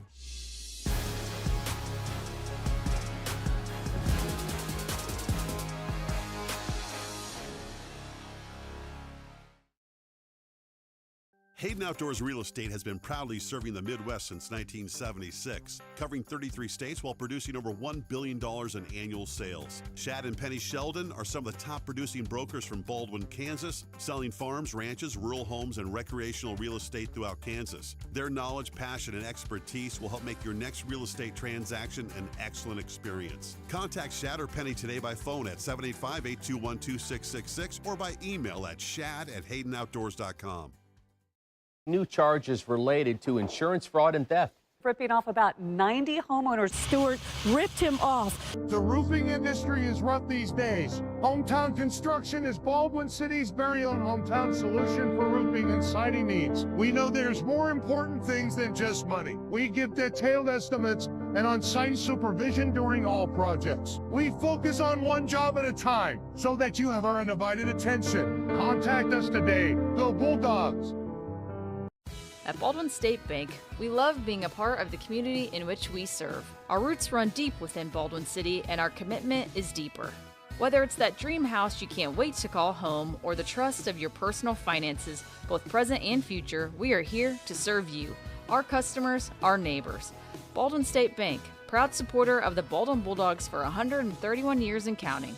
Come see us downtown or online at baldwinstatebank.com. Member FDIC, Equal Housing Lender. When it comes to building your dream home, quality matters. For residential or commercial, Jetmore Construction and Cabinetry brings precision, passion, and Baldwin City pride to every project. They specialize in complete home build and custom cabinetry to help your dream space become a reality. For a free quote, call 785-248-0698 and follow them on Facebook to check out their latest projects. Jetmore Construction and Cabinetry. Built local, built right, built for Baldwin City. For unbeatable service, there's only one choice you can count on. Clint Davis and the team at One Choice Heating, Ventilation, and Air Conditioning have been keeping Baldwin City comfortable since 2011. Whether you need quick repairs, seasonal maintenance, or a brand new system, Clint and his team have you covered. Schedule an appointment today by calling 785-393-9329 and sign up for the preferred maintenance plan for special discounts. One Choice Heating, Ventilation, and Air Conditioning, the choice for the comfort of your family. Lamb Roberts Price Funeral Home is honored to be your choice when the difficult time comes to plan a lasting tribute for your loved ones. There to guide you through the process from beginning to end with each family's unique traditions and beliefs in mind. Visit lamb-roberts.com to see all of the services offered, including their online pre-planning tool, or call 785-594-3644 to visit with the caring professionals at Baldwin City's only locally owned funeral service and cremation service provider, Lamb Roberts Price Funeral Home.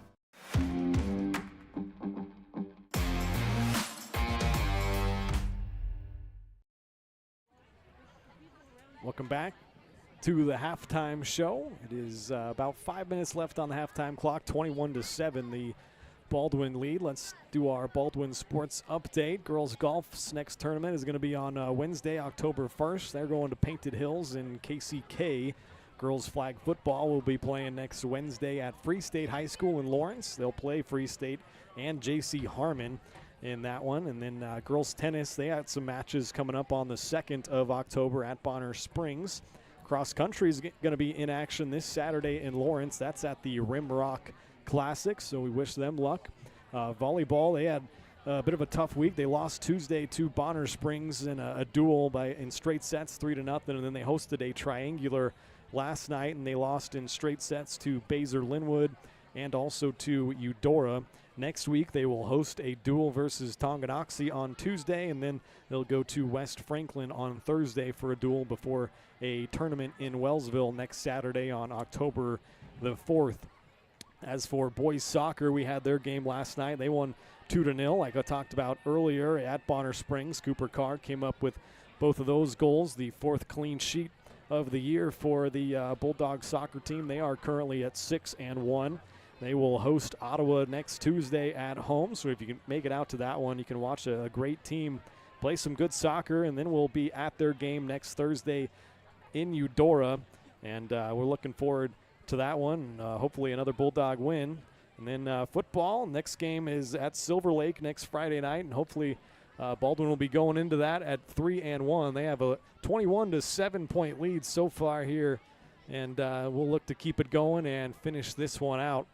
So we'll take another break here on the halftime show. We'll come back. We should be about set for the second half kickoff. Baldwin trying to see this game out and improve to 3-1. They have a 21-7 lead over Wellsville, and this has been the Farm Bureau Financial Services halftime show, brought to you by Kelly Neufeld and all the great people at Farm Bureau Financial Services in Baldwin City. If you're looking for personal service from a local agent, then Kelly Neufeld is your guy. Give him a call, 785-594-1055. Kelly and his team are proud supporters of the Baldwin Bulldogs, and they would love to support you and your financial future as well. Farm Bureau Financial Services, it's your future. Let's protect it. Take a timeout. Be back with the second half kickoff after this.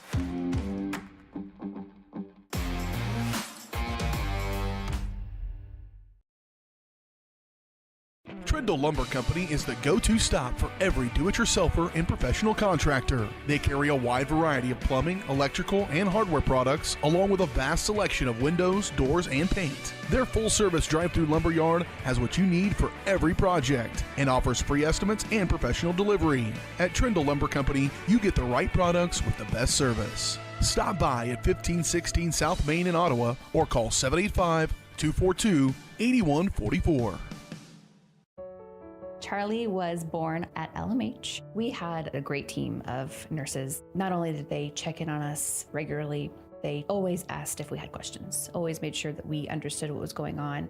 I cannot say enough wonderful things about the labor and delivery, family birthing, and mother baby care team at LMH Health. We had to put our entire trust into their hands, and just everyone was so friendly and so supportive.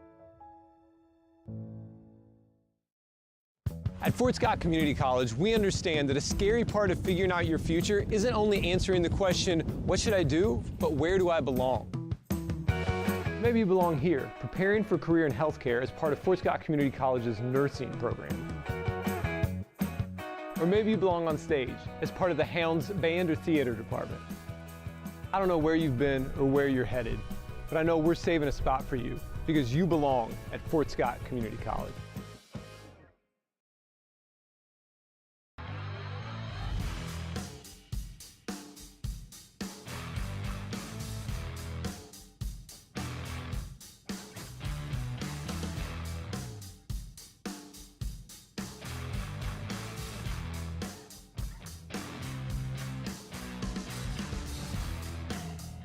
See the full lineup at hersinc.net. Call 913-247-3530 or just stop on by. Dr. Philip Harvey at Oral Surgery Kansas is a proud supporter of the Baldwin Bulldogs. Dr. Harvey and his staff wish all of the Bulldogs the best of luck this year as you continue to make Baldwin City proud. Oral Surgery Kansas provides personalized, gentle, comprehensive patient care for a wide range of oral surgery procedures. To learn more, visit oralsurgerykansas.com or call 785-843-5490. Oral Surgery Kansas, cheering on the Baldwin Bulldogs.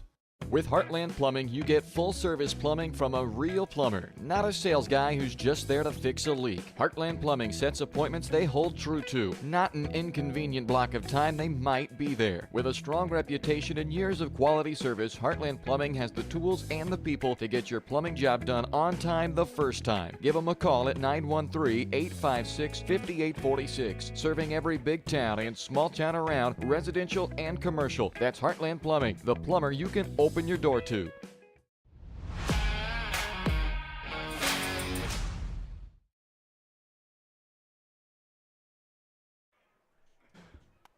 Welcome back here to Wellsville. We got a minute here before the start of the second half, Jackson, so let's go through my favorite segment here. This is going to be Ryan's corrections from prior broadcasts.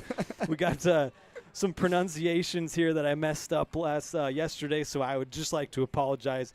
Shout out Kelly Smozzle giving us some information here. Honestly, this is really the only way that I I can get this information. Yeah, Is that Saku Gerard? Yeah. Okay. Kyler Breckheisen. My favorite one, though, okay. are these two right here. The brothers who aren't brothers. Twins. Kelton and Camden Cox are not related. Like, that was, like, probably a 1 in a million chance.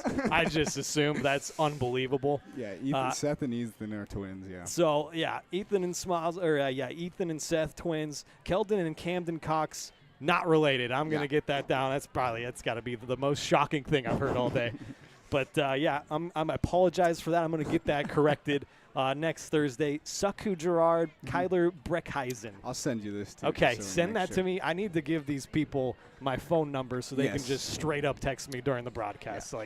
Well, thankfully, I don't live here. I don't know these people's pronunciations. I need some help. And, thankfully, Kelly's also been a great basketball parent over the years. So we really do appreciate it. Very much so. Yes. I am not joking. So, yes.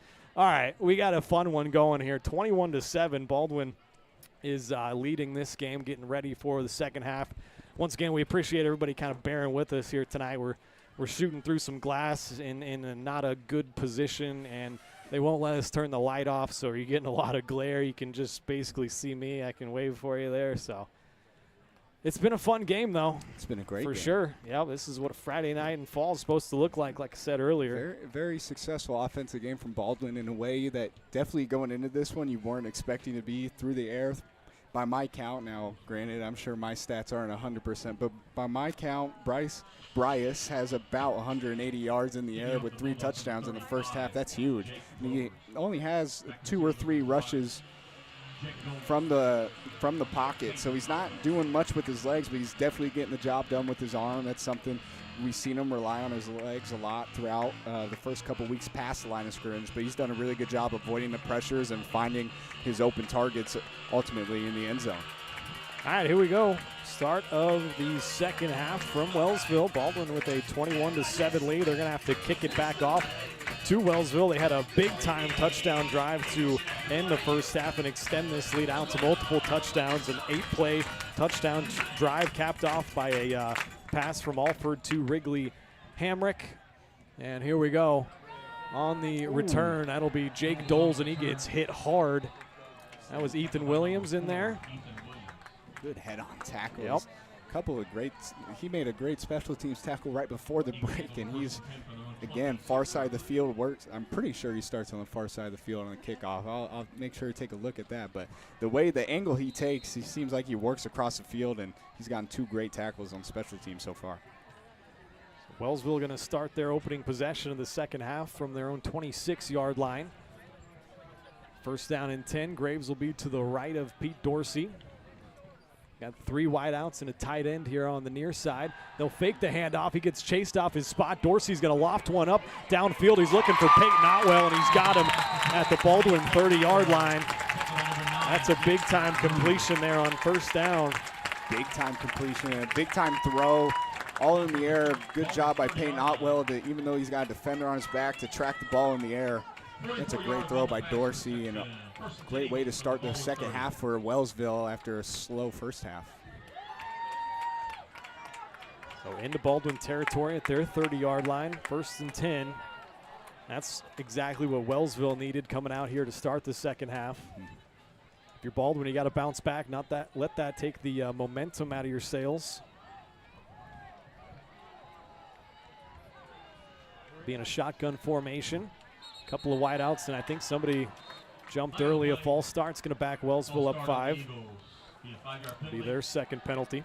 1st and 15 from the 35-yard line. Both the teams kind of shocking performances on Baldwin's end. We talked about it a little bit at half off camera, but we were expecting a run, ground and pound attack, but they've done a really good job in the air. All 3 touchdowns coming in the air from Bryce Alford's arm. It's been really fun to watch. Yeah, to your point, Alford now has 9 touchdown passes on the year. They'll send a man in motion left to right. That's Jaden Bruce. Look to throw right side, and a dangerous throw. It's caught out there by Bruce and hit immediately. A pretty good gain on first down. Give him close to 10 yards. Second down and 5. Couple of good throws from Dorsey to start the second half. They're definitely going to be looking to get him into some sort of flow. Graves not having the strong first half outside that one touchdown run where he broke out 4 or 5 tackles to get in there, but look for Dorsey to have more of an impact here in the second half. Pistol formation again here. They'll hand it off to Graves. Ball's on the floor. It's picked up by the Bulldogs, and here we go. Running down the left sideline. He's got a convoy. Is that Max Harvey? It sure is. A huge turnover for Baldwin. They come up with the football, and they're going to have it inside the red zone. We talked about it before the game. These are two offenses who are coming off of 2 strong games last week. Burlington for Baldwin coming off the shutout, and despite the loss that Wellsville took last week, their offense played great. We talked about an important part being either side forcing turnovers. Baldwin forcing the first one of the game, and it's a big one with a big return from Max Harvey to give them the ball in Wellsville territory. Man, he was one man away from a scoop and score. It's a nice job by the Eagles to track him down, a touchdown-saving tackle, but what a job, Max Harvey, to scoop that thing up and get headed down that far sideline. And this sets up Baldwin in great position inside the red zone, looking to punch it in again, already up by 2 touchdowns. You hear a lot of coaches when you see a loose ball, just fall on it. You don't want to risk running by it and giving the other team opportunity to pick it up. Max saw the space in front of him and took it. I didn't see who forced that fumble, if it was just kind of an exchange of the it was handoff a lot, there. Again, I think that's what it was. Yeah. A lot of bodies in the backfield, too. They'll hand it off to Frost straight ahead. He barrels ahead for a gain of 5 yards. Maybe a few more than that. A good gain on first down for Baldwin. And Douglas stopped the ball at the 12-yard line. Picked up the This first drive of the second half starts at the plus 17. And that's getting some good field position. Baldwin now needs to punch this thing in, widen out the margin. Root and Massey are the wideouts split out left side. Ethan Williams and Carson Shannon on the right. Shannon's the tight end that's attached. They'll hand it off to Frost once again. He gets through 1 tackle and pretty good gain out close to the first down marker.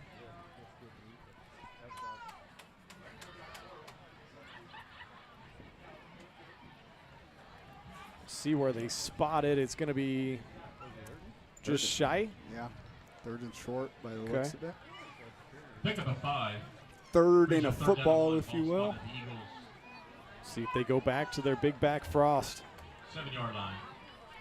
Again, Creighton Frost is, throughout the year, we keep talking about it, has done just a really good job. When he gets or when they try to tackle him at the line of scrimmage or in the backfield, he's always due to break 1 tackle and to get a couple extra yards from it. That time doing a really good job. Alford takes the snap, hands it off once again to Frost. Breaking tackles, still driving his feet. He's got a first down. He's down to about the 2-yard line, maybe even the 1. It's going to be first down and goal for Baldwin. Baldwin fully taking advantage of the turnover and great field position. 3 great running plays to set up a first and goal from, like you said, around the 2-yard line.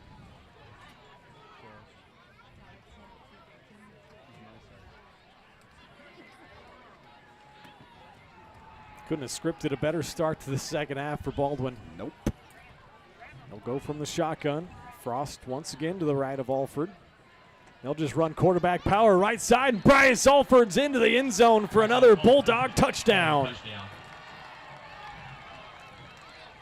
That is a 1-yard run for Bryce. That's his 4th rushing touchdown of the year. Go ahead, Jackson. Coach Melcher keeping it simple at the goal line. You got a big bruising back, and Creighton Frost, I'm sure everyone's got their eyes on 24 in the backfield. Bryce Alford kind of showing off. He's got some power, too, there at the line of scrimmage. Worked his way around the edge and was basically untouched. Sometimes it's like you got to use Frost as a lead blocker, too. He's a heck of a football player, and he's making a difference here as he leads the way for Alford in for the touchdown. The extra point is good from Browers. He is 4 for 4 tonight. Just about to say, he's having a great night. 28-7, Baldwin lead it. Don't go anywhere. We got more Bulldog football coming at you on the other side. New charges related to insurance fraud and theft.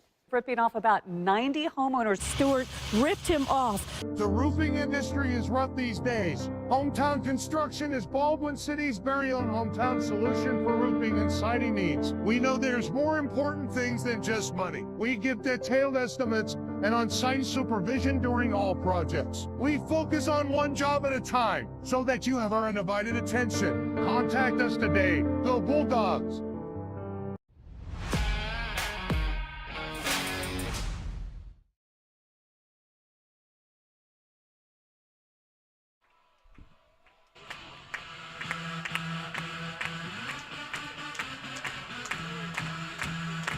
Back here in Wellsville, 28-7 lead after a 4-play touchdown drive capped off by Bryce Alford's 1-yard run. A drive that started at the plus 17-yard line after Max Harvey scooped up a fumble from Wellsville and took it all the way down inside the red zone. Now they will kick it off. And there's Doles on the return. He's got some running room out right side. Breaks a tackle, lowers his shoulder. He's out to about the 45-yard line, still pushing towards midfield. That's a pretty good return there for Wellsville. And they'll have some good starting field position, and they'll call him down at about the 45-yard line.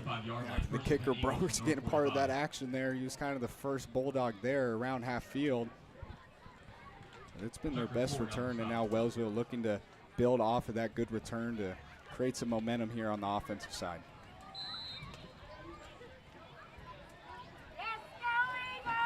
Wellsville only had 2 plays on their opening drive of the second half before they fumbled it on the second play. They'll take the snap here, hand it off to Armand Graves, and he's not going to get much of anything, maybe a yard. That's 65 Hunter Barnhart, also Brendan O'Connor in there on the stop.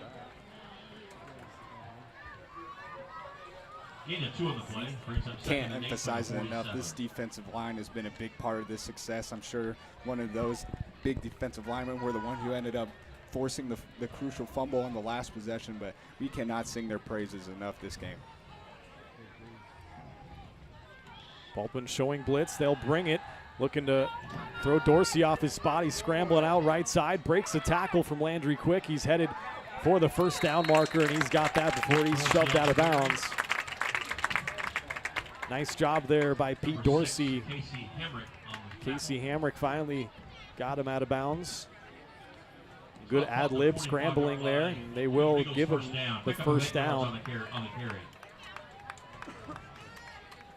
Baldwin's done a really good job of containing Dorsey. We've seen a little bit throughout this game. He has a lot of athleticism. He can beat you with his feet, and they've done a good job throughout this game of not allowing him to do that in passing situations.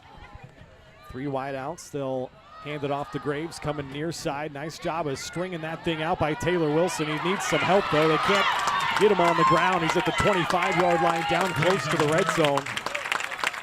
Before Max Harvey and Ty Daly were able to bring him down. Wrigley Hamrick also there. Yeah, Armand Graves. The most success he's had in the running game has been those outside runs off tackle. Something I'm sure Wellsville throughout the game have kind of started to notice. And they're definitely going to want to build off of that. That's a great run. That's his biggest run of the game. Looking to get Graves in some sort of rhythm, Wellsville is. Got a trips formation here to the near side. They'll fake the handoff. Dorsey's running with it. Graves the lead blocker. They knocked him out of bounds at about the 13-yard line. Shannon was there on the stop. Will be close to a first down. Maybe got 9.5 yards. It'll be second down and very short. 13. Pickup of 9.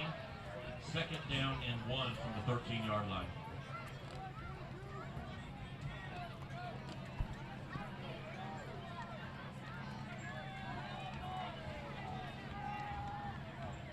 Dorsey takes the shotgun snap once again, hands it to Graves. He gets through the Wilson tackle, but he can't get through a couple more. Bulldogs is in there on the stop. Landry Quick, and Graves is still down.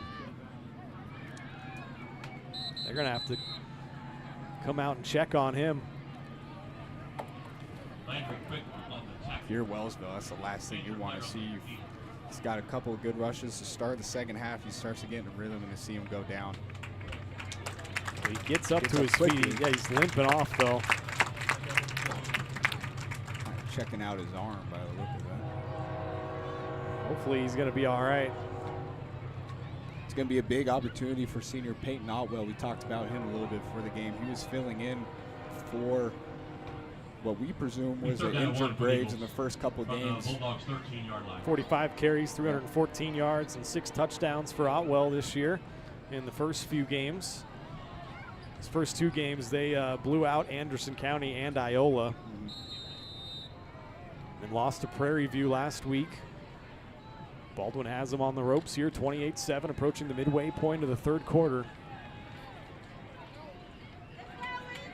They'll go I formation.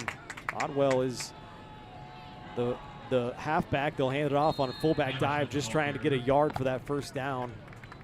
See where they spot it. I think he's got the first down.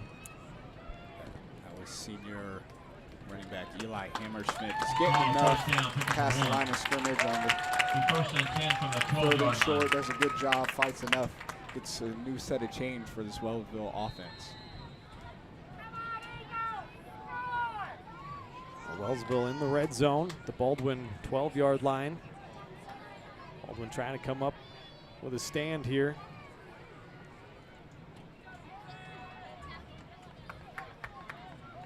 Haven't seen, now Graves is working his way back to the front of that sideline. He looks like he's got his helmet on, ready to come back in, but this is Peyton Otwell who gets the handoff, and not much there as Baldwin gathers him up. Is that big Jet Root in there, the freshman?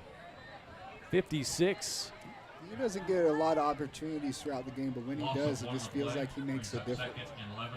Him and Ty Daly have both been fantastic on that defensive line. You've talked about the D-line. Taylor Wilson, also Hunter Barnhart.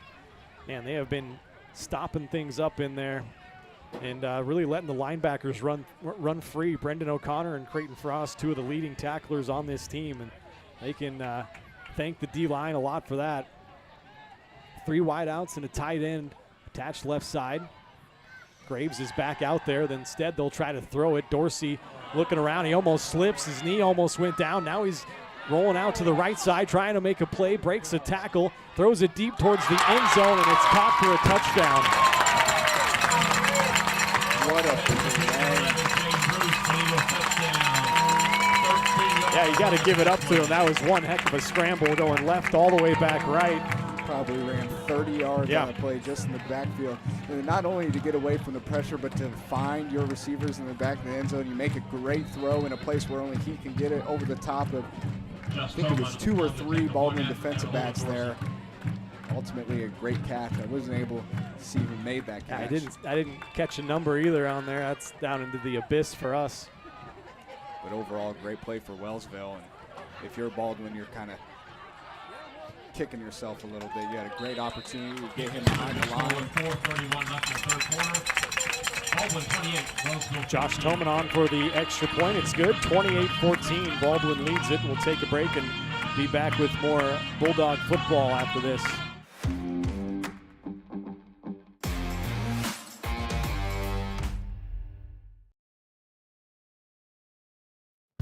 At Fort Scott Community College, we understand that a scary part of figuring out your future isn't only answering the question, what should I do, but where do I belong? Maybe you belong here as part of Fort Scott Community College's John Deere Tech program. Maybe you belong here as part of the perennial playoff-bound Greyhound baseball team. I don't know where you've been or where you're headed, but I know we're saving a spot for you because you belong at Fort Scott Community College.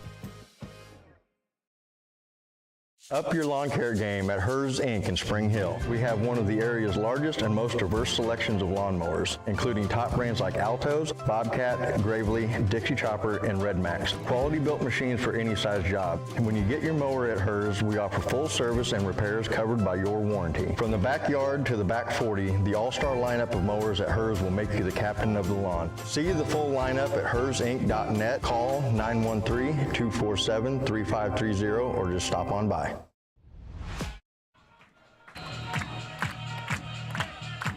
Back here in Wellsville after the touchdown pass brings Wellsville within a couple of scores now, 28-14. They'll kick it off. Coming on the return, is that Ethan Williams? And it is, and he is chopped down at right about the 25-yard line. That's where Baldwin will start their next drive. They've had 4 straight touchdown drives going back to the first half. 3 passes from Alford and 1 rushing touchdown. We'll see what they do here, starting from their own 25-yard line. This is the first time we've seen this game. Wellsville kind of have that energy about them. Something to look out for as the second half progresses. Definitely getting a little bit momentum back with that touchdown drive. Turn handed off to Frost. Didn't get a whole lot. Back to the line of scrimmage is all. Several Eagles in on that stop. This is the best push I think that they've gotten all game against this rushing attack. The offensive line overall has done a good job pass protection and run blocking. That time just overpowered by the Wellsville defensive line, gets them back at the line of scrimmage. Wellsville's a very proud program. They have a very good head coach in Mike Berg, and they're not going to lay down without a fight. 2nd down and 10. They'll bring Williams in motion left to right, 3 wide outs. They'll drop back to pass. Alford looking to his left. He'll throw quickly out there, and it was almost intercepted. Intended target was Tucker Flory. That was a dangerous out route there. Yeah, through the hands of the defender and ultimately through the hands of Flory. That's a tough one to get through a deflection, but one he'd like to have back. A throw I'm sure Bryce would like to have back as well. That's a critical 3rd down and 10. You don't want to give Wellsville some more momentum here after a touchdown drive and possibly a 3 and out. Yeah, thankfully, if they are unable to convert, Max Williams does have a pretty good boot as a punter, but 3rd and down, 3rd and 10. Alford going to look to throw, steps up in the pocket. He's rolling out right side, dumps it off to Ethan Williams. He's got some running room. He's at the 35, and he might have a 1st down. The ball came out. He's just a little short of that 1st down marker, maybe a couple yards short. I thought he might have had a chance there if he ran upfield. He was getting east to west. Ultimately, he kind of let the ball hang outside of his body. Wellsville does a good job to get a punch to it. Fortunately, Bulldog lineman was able to fall on it as looks like the punt team comes out for Baldwin. Yeah, Max Harvey's coming out, the punter. He does have a good boot. He can put them deep in their own territory if he gets a couple good bounces. Doles back to receive. Could this be a fake? No, they will boot it away, and that is a very good punt. Doles is having to retreat. It's going to bounce down at the 10-yard line, or the 20, excuse me, and the roll inside the 10. And that is a great job by Max Harvey and the punting unit. They flipped the field, and Wellsville is going to start inside their 10-yard line. See exactly where they spotted it. It's around the 8 or 7. That's a good punt. That's, he's not a punter by trade, but obviously they saw something in practice. I think he was the punter last year as well. Yep. And he did a pretty good job of that. He was a very good punter last year. Honorable mention all-league punter. Well, it looks like they're going to, you're right, spot him at about the 8-yard line. This is a big possession for both teams. Certainly is. Wellsville, you're looking to build off that last possession. Baldwin, you're looking to make up for the last offensive and defense possession you had. Dorsey takes the shotgun snap. They're looking for Armand Graves, and Flory's there in coverage, and he knocks it away. Great job on the back end. Tucker Flory, they tried to run a little wheel route out of the backfield with the running back, and Flory read that thing all the way.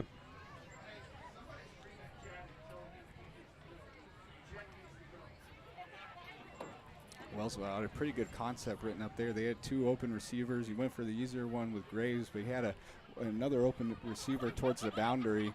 Ultimately, Baldwin, Tucker Flory specifically, able to make a great play on the ball and force 2nd and 10. After the incompletion, they'll hand it off to Graves, and shooting through there and making a great play. Who was that? Jackson Rude? You don't see him in the backfield very much. That's a big I don't think that. I think that was Alford. Yeah, I think that was Bryce number 3, Alford. wasn't it? I thought I was looking the quarterback at you with the shooting threes through. He did play before he was hurt last year. He did play some edge He's played some secondary. Yeah. That's a great play by your quarterback shooting through. Yeah, he's doing everything. I saw a single-digit number. I'm like, surely that's not Alford. As tough as they get. No gain on the play on 2nd down, 3rd down and 10.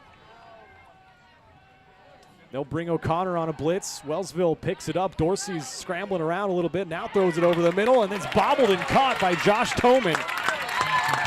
Over the middle. That was a pretty good throw and catch there.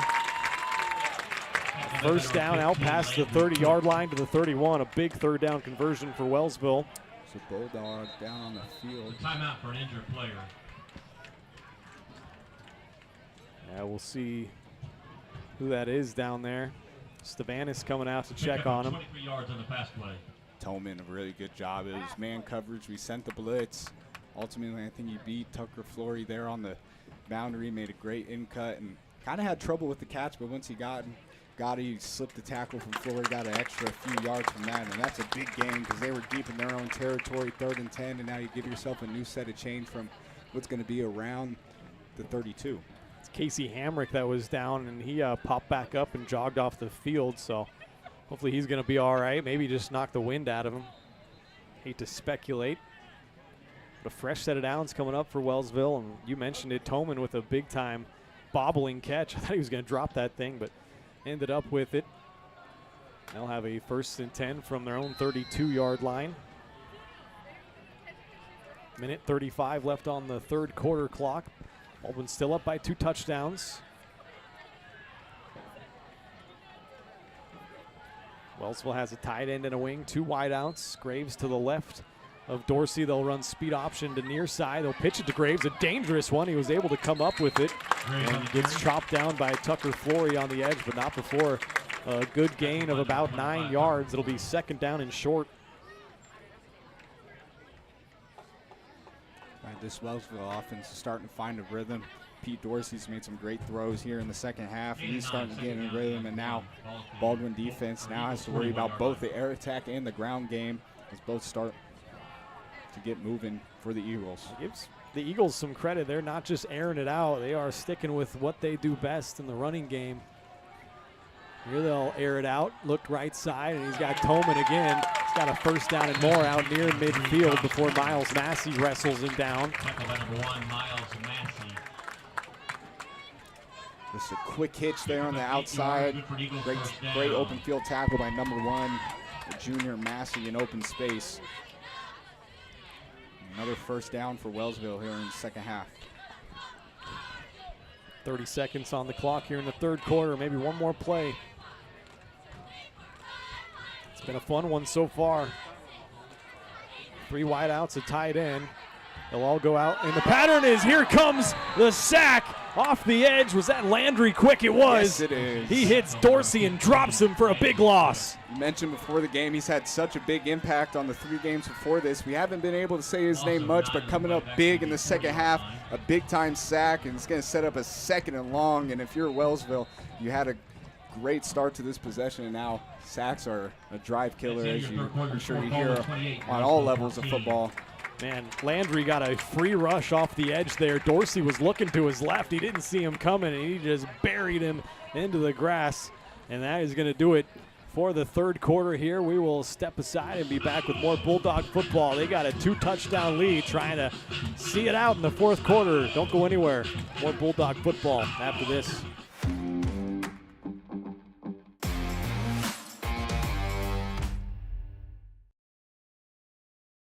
Kelly Neufeld and his team at Farm Bureau Financial Services are there to help you prepare for the unexpected and protect your future. With customized insurance plans and comprehensive financial planning, Kelly and his team will help increase your confidence in your overall financial well-being. Come meet the team at their new office in downtown Baldwin City at 714 8th Street, or give them a call at 785-594-1055 to set up a meeting with Kelly Neufeld at Farm Bureau Financial Services in Baldwin City. It's your future. Let's protect it. At Fort Scott Community College, we understand that a scary part of figuring out your future isn't only answering the question, what should I do, but where do I belong? Maybe you belong here, studying animal science or learning about farm and ranch management.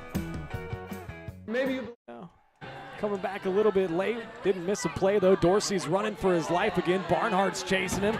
Now more Bulldogs are chasing him. He's rolling out right side. He's just going to throw this thing away.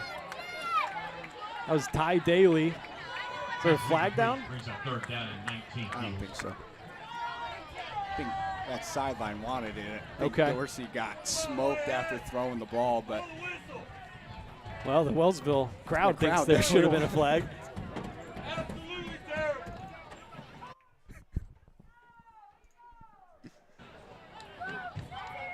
That's all part of the fun, Jackson. Both crowds really into this thing, though, as we are now in the fourth quarter. 28-14. Baldwin has the lead. A third down and a mile here for Wellsville. Dorsey's been running for his life back there. Now he looks to pass again, looking left side. Deep down the center of the field, overthrows his intended target. Doles back in there on coverage. Is that Tucker Flory? I believe it was. It was. Casey Hamrick back there as well, but Flory's been doing a great job in coverage here tonight. A big third down stop. Wellsville scoring on the last possession, getting a couple chunk plays to start this possession. Ultimately, Landry Quick being the reason they're not able to convert past half field with a great sack a couple plays ago from the blind side, setting up a 4th and long and a punt for Wellsville. Rude back to receive this punt. Oh, man. Okay, it's going to be a false start. I thought for a second they were going to get us on an offsides. I was like, that can't happen, but it was close. But it's a false start. I think he stayed right behind the line when he, Okay. It's going to be the third penalty on Wellsville. Baldwin's had 2 of them. Been a pretty, definitely a cleaner game than the last 2 we've been at. I think Baldwin's actually had 3. I missed one, so each team with 3 penalties. I think they had a face mask at the end of the half last time. Questionable, but 4th down. 2 miles now. They will punt it away. Pretty good rush that time. It's going to bounce down around the 35. Root's just going to let it keep bouncing. It's going to be inside the 25 to the Baldwin, about 22, 23-yard line, and that's where their next drive is going to start. Great job by Baldwin. You called it, Jackson. That was a huge drive for each side. Baldwin comes up, forces a punt after a couple of first downs by Wellsville on that drive. Yeah, now if you're Baldwin here, you're in a situation you haven't really been tested in all year. You got the lead, you're 2 scores up, late game. It's either been a situation where like Iola, Burlington, where we were blowing them out, or Ottawa, where we were down big late. This is an opportunity that really both teams haven't really faced much this year. Baldwin looking for their first win over Wellsville since 2013 when Mike Berg was the head coach of Baldwin. Start in the shotgun, trips to the near side, Frost to the left of Alford. They'll run speed option once again. They pitch it to Frost. He's got some running room, and he just runs over a man at the 30-yard line.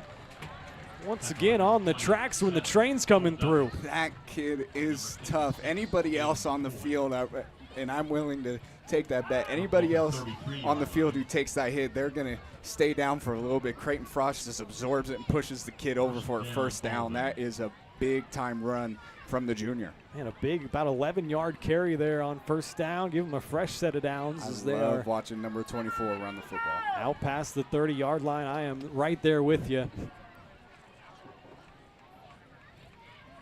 Alford takes the shotgun snap. This time fakes it to Frost, and he'll get buried in the backfield. Hindsight, probably should have given that ball off because 56, Aiden McCoy read that perfectly.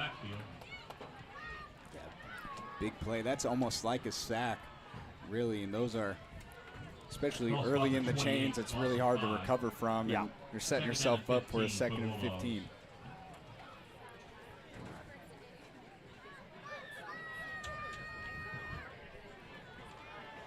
So they'll try to recover from that 5-yard loss. 2nd down and 15. 3 wideouts, a wing and a tight end. We'll send the wing in motion right to left. That's Ethan Williams. He'll become a slot receiver here near side.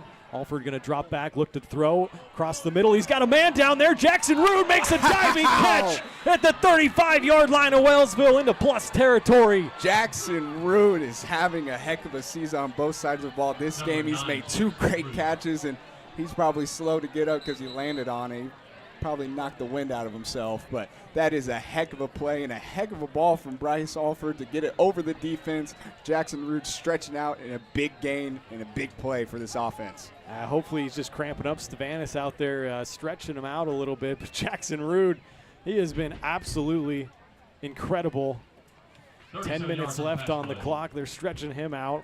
It'll give me an opportunity here to remind you that Baldwin Sports Live is presented by Hayden Outdoors Real Estate. Chad and Penny Sheldon are your Baldwin City area brokers. They got a lot of great properties, including the Lone Star Haven, 120-acre property near Lone Star Lake, Kansas. A lot of open hay fields, recreational opportunities. This farm is perfect for hay production or grazing, while also providing an excellent habitat for wildlife.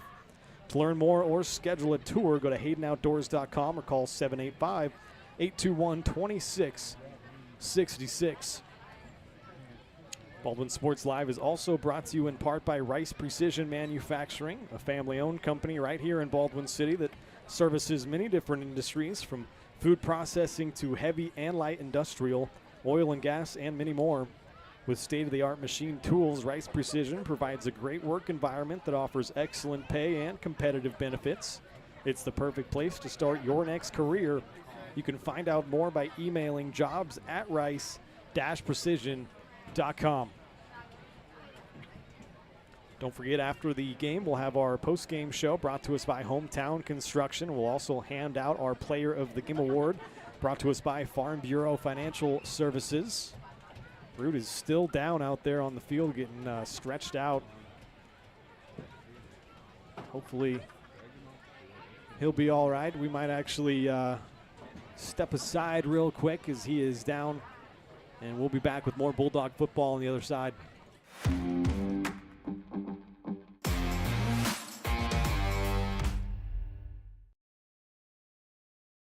Dr. Philip Harvey at Oral Surgery Kansas is a proud supporter of the Baldwin Bulldogs. Dr. Harvey and his staff wish all of the Bulldogs the best of luck this year as you continue to make Baldwin City proud.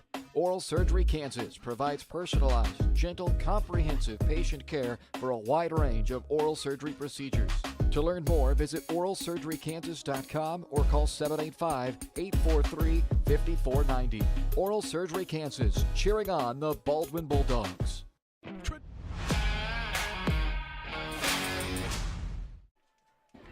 Back at a timeout. Jackson Root has made his way to the sideline. So a first down and 10 carry here for Creighton Frost. Breaking tackles, 3 or 4 of them, and still can't bring him down. That is a very good gain, about 5, maybe 6 yards. I'll give him 5 on first down. This is when Baldwin just needs to keep running the ball, run that play clock all the way down, chew up some of that clock. They're up by 2 touchdowns, trying to extend that. Creighton again getting met at the line of scrimmage. It just doesn't matter anymore. It really doesn't. He's always going to shrug off or fight through that first tackler, and ended up carrying about 4 Eagles, 5 extra yards. How much money I got to give you to go up against Creighton in an Oklahoma drill? Not enough. Okay, I got you. Couple of wideouts and a wing. Tight ends attached. They'll once again give it off to their big back, Creighton Frost. This time he gets met at the line, but he did get a couple of yards closer to the first down, maybe 3. Oh, now he's walking back a few yards. So maybe give him 1 on second down. It's going to bring up a third down and short, though, for Baldwin. Third and short, and for Coach Melcher, you're definitely thinking 4-down territory here. You would like to be up 3 scores. I know it's the fourth quarter and 2 scores is hard to come back from, but anything's possible. This Wellsville team is down by, I think it was 3 scores with about 5 minutes left, and they ended up losing by 3. So this Wellsville team has proven to be resilient late. You want to get as big an advantage closing out as you can. They'll run quarterback power right side, going behind the lead blocker Frost. He slides down after a first down, and that is down close to the red zone, maybe just outside of it, but a fresh set of downs coming up for Baldwin. Great play call, great blocking scheme by the offensive line, opening a gap just on the inside of that right tackle. Bryce Alford shoots it, good 7-yard gain, and first down, getting yourself a new set of chains. A big third down conversion there for the Dogs to keep this drive moving. Got it at the 23-yard line. 10 seconds on the play clock.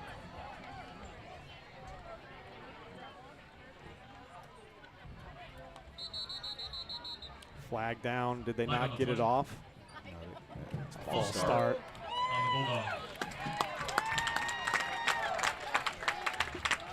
Clock 27, the first and 15 for the Bulldogs. For the Eagles, 20. Fourth penalty on Baldwin. They'll back him up 5. I didn't see it. Did you? Nope. Nothing new there. So many. There's 11 different people to look at. 22. The play-by-play man that never sees anything. There's 2 wideouts to the far side, a wing and a tight end on the near side. They'll bring Flory in motion, fake it. They got a pop pass to Column. He's got a touchdown. Bulldogs. What a play call and what a pass from Alford to Column over the middle. Beautiful setup. You've been running it all possession. Again, we talked about it. They ran a very similar play earlier. Fake it up the middle. You have your big tight end running up the seam in the middle of the field, wide open. We missed it last half. We got it this time around in a huge touchdown here in the fourth quarter to extend the lead out to 3 scores. That is gigantic. 34-14, extra point pending here from Brewers. It is up and it is perfect. Make it 35-14. Baldwin trying to beat Wellsville for the first time since 2013, and they are on track for it. We'll take a break, be back with more Bulldog football after this.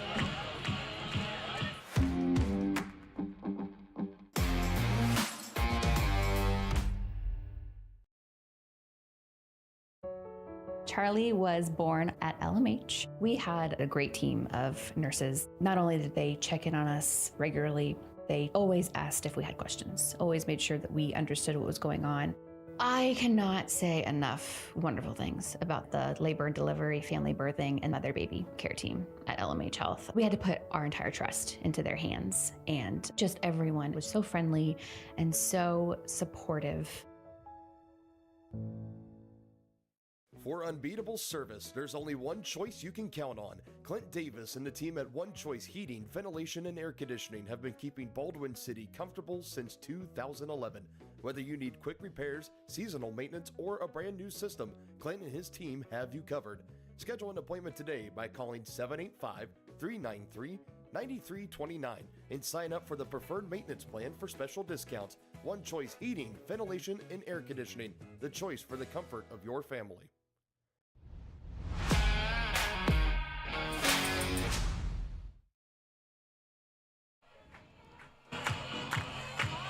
35-14, Baldwin has the lead, 7:22 left on the fourth quarter clock.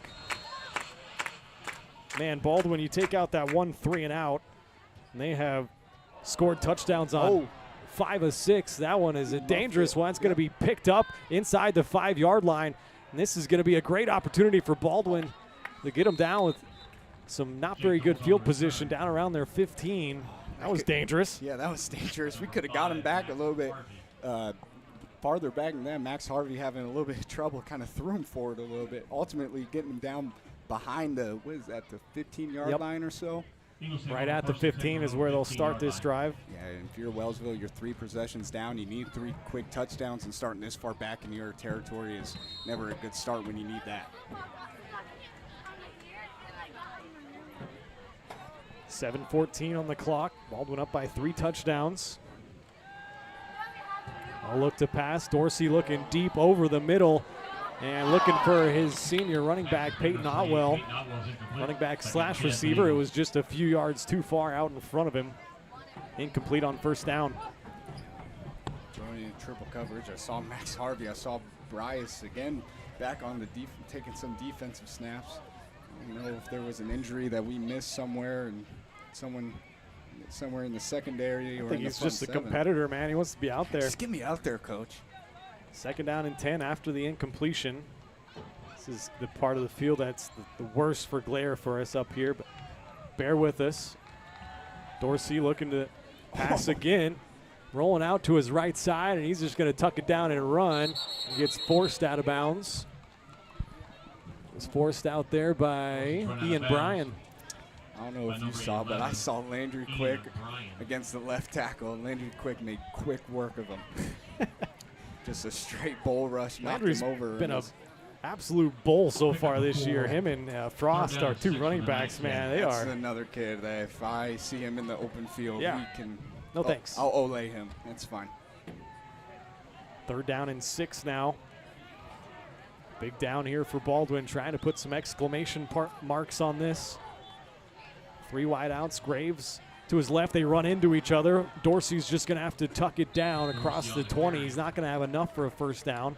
It's going to be a 4th down and about 4.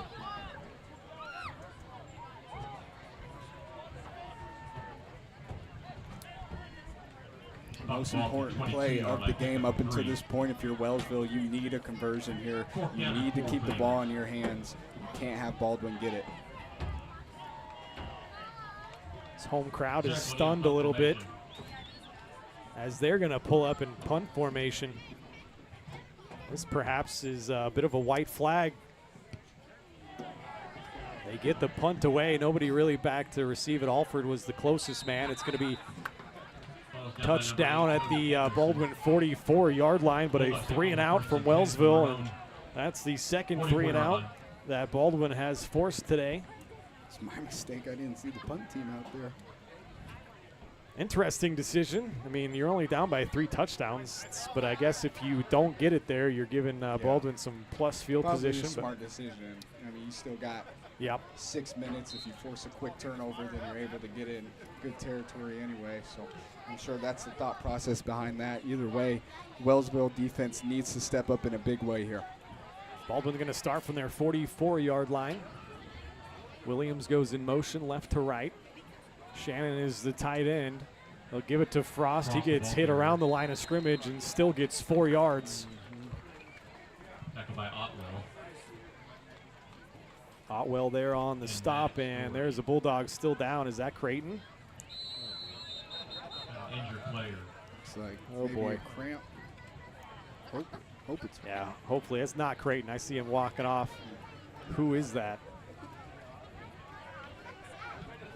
Devanis and the coach is going to come chat. Ty Daly. He's been a big part of huge the line on both sides of the ball. So they'll come out and check on him.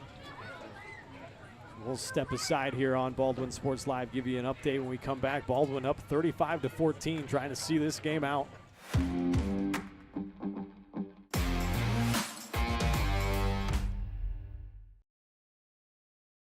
When it comes to building your dream home, quality matters. For residential or commercial, Jetmore Construction and Cabinetry brings precision, passion, and Baldwin City pride to every project. They specialize in complete home builds and custom cabinetry to help your dream space become a reality. For a free quote, call 785-248-0698 and follow them on Facebook to check out their latest projects. Jetmore Construction and Cabinetry. Built local, built right, built for Baldwin City.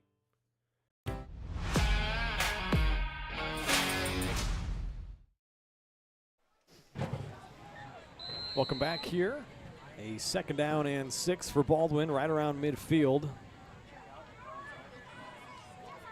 Ty Daly was able to get off the field under his own power. Frost bangs ahead for another gain of maybe a yard. Keep that clock moving. You know, Ty Daly not being, oh, he's walking back in.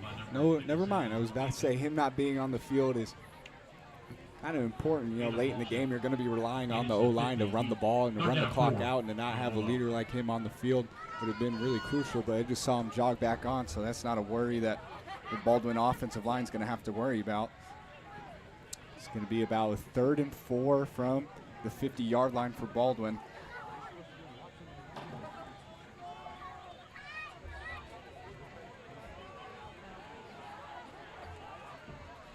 Big 3rd down here. Alford going to keep it on the quarterback power, following Frost to the right. He's got a first down across midfield out to the 45-yard line of Wellsville. That's huge.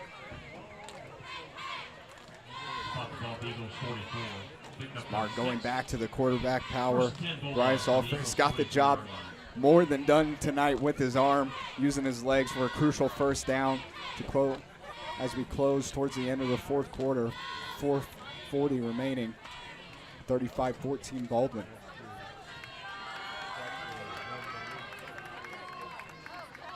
Spread them out, 4 wideouts this time.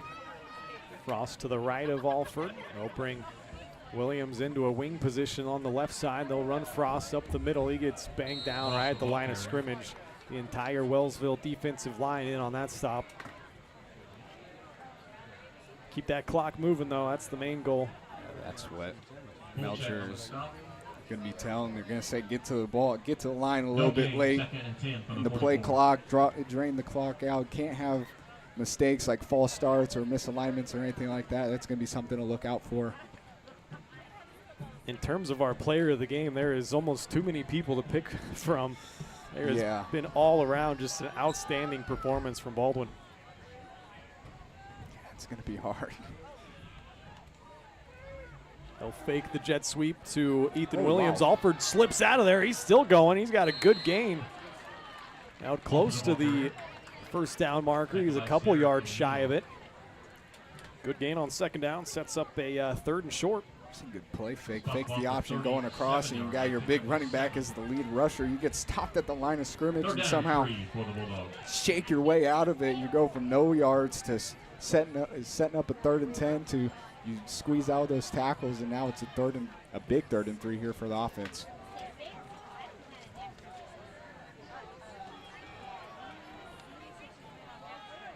See if Baldwin can convert on another 3rd down. They've been great so far here tonight. Hand it to Frost from Alford. He gets maybe back to the line of scrimmage before he's stacked up there. They go for this thing on 4th down, Jackson. I don't know. It's a tough call. You could try to pin him back in. You could, but I think 3rd and short, you've been really good tonight. Been trusting your offense. Exactly. Yep.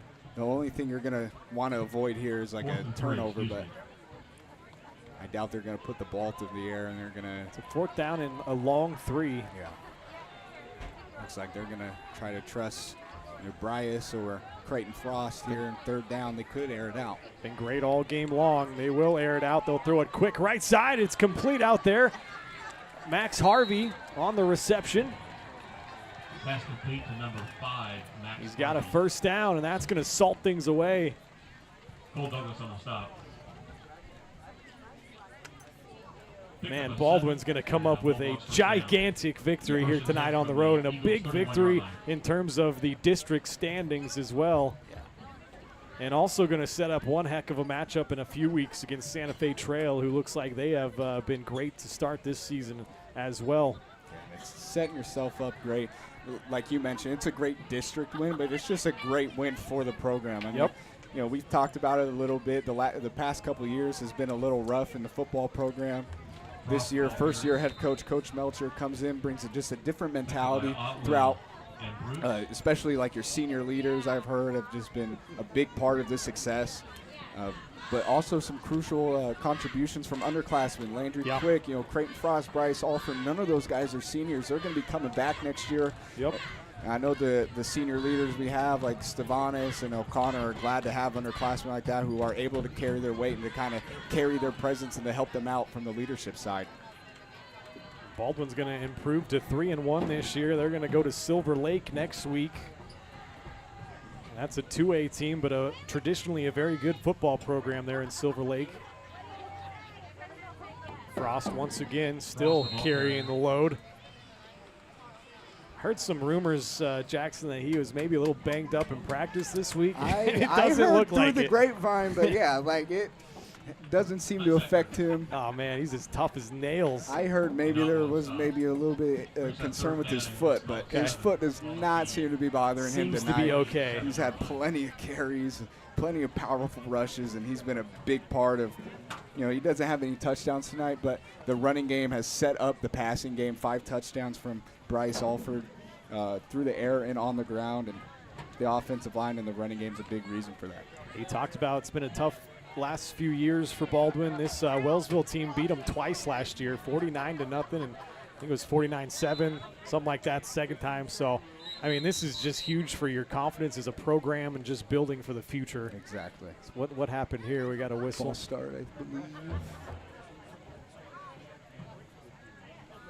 everyone's looking at everyone. This is just false start. Playing it out here, but yeah, that is going to be a penalty on Baldwin. That's number 5, I believe. So been pretty good in terms of keeping the penalties down as opposed to the last few weeks. I know that Ottawa game was out of control, how many penalties each team had in that one, but even Burlington, we had around 7 or 8 penalties. Best formation in football here, boys. They're going to take a knee, and Baldwin is going to be dancing all the way back home. A huge win for the program, 35-14 is going to be the final score. And they absolutely come in and spoil homecoming for the Wellsville Eagles. Their first win against the Eagles since 2013. And that is a huge statement win. We'll take a break here. We'll come back with our Hometown Construction post-game show, and we'll hand out our Player of the Game award as well. 35-14, Baldwin wins it. We'll be back with more after this.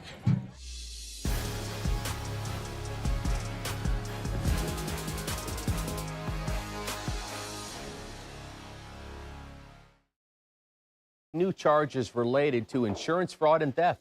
Ripping off about 90 homeowners. Stewart ripped him off. The roofing industry is rough these days. Hometown Construction is Baldwin City's very own hometown solution for roofing and siding needs. We know there's more important things than just money. We give detailed estimates and on-site supervision during all projects. We focus on one job at a time so that you have our undivided attention. Contact us today. Go Bulldogs! Hayden Outdoors Real Estate has been proudly serving the Midwest since 1976, covering 33 states while producing over $1 billion in annual sales. Shad and Penny Sheldon are some of the top producing brokers from Baldwin, Kansas, selling farms, ranches, rural homes, and recreational real estate throughout Kansas. Their knowledge, passion, and expertise will help make your next real estate transaction an excellent experience. Contact Shad or Penny today by phone at 785-821-2666 or by email at shad@haydenoutdoors.com. At Fort Scott Community College, we understand that a scary part of figuring out your future isn't only answering the question, what should I do, but where do I belong? Maybe you belong here, studying animal science or learning about farm and ranch management. Maybe you belong here as part of Helms Hoops on the hardwood. I don't know where you've been or where you're headed, but I know we're saving a spot for you because you belong at Fort Scott Community College. At Baldwin State Bank, we love being a part of the community in which we serve. Our roots run deep within Baldwin City, and our commitment is deeper. Whether it's that dream house you can't wait to call home or the trust of your personal finances, both present and future, we are here to serve you, our customers, our neighbors. Baldwin State Bank, proud supporter of the Baldwin Bulldogs for 131 years and counting. Come see us downtown or online at baldwinstatebank.com. Member FDIC, Equal Housing Lender. When it comes to building your dream home, quality matters. For residential or commercial, Jetmore Construction and Cabinetry brings precision, passion, and Baldwin City pride to every project. They specialize in complete home build and custom cabinetry to help your dream space become a reality. For a free quote, call 785-248-0698 and follow them on Facebook to check out their latest projects. Jetmore Construction and Cabinetry. Built local, built right, built for Baldwin City. Lamb Roberts Price Funeral Home is honored to be your choice when the difficult time comes to plan a lasting tribute for your loved ones. There to guide you through the process from beginning to end with each family's unique traditions and beliefs in mind. Visit lamb-roberts.com to see all of the services offered, including their online pre-planning tool, or call 785-594-3644 to visit with the caring professionals at Baldwin City's only locally owned funeral service and cremation service provider, Lamb Roberts Price Funeral Home.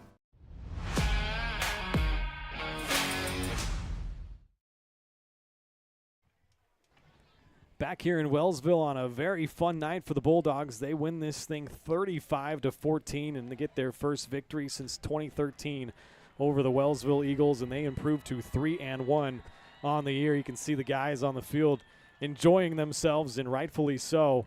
Big shout out to head coach Jeff Melcher. He has turned this thing around and has got these guys believing and playing absolutely very, very hard. So Time now. This is the post-game show. It's brought to you by Hometown Construction. At Hometown Construction, they're bringing trust back to the roofing and exterior businesses. No more corner cutting, just real craftsmanship and real-world experience for the most lasting results. Call Hometown Construction today for your free estimate and experience the breath of fresh air they can bring. Hometown Construction, where hometown service meets peace of mind.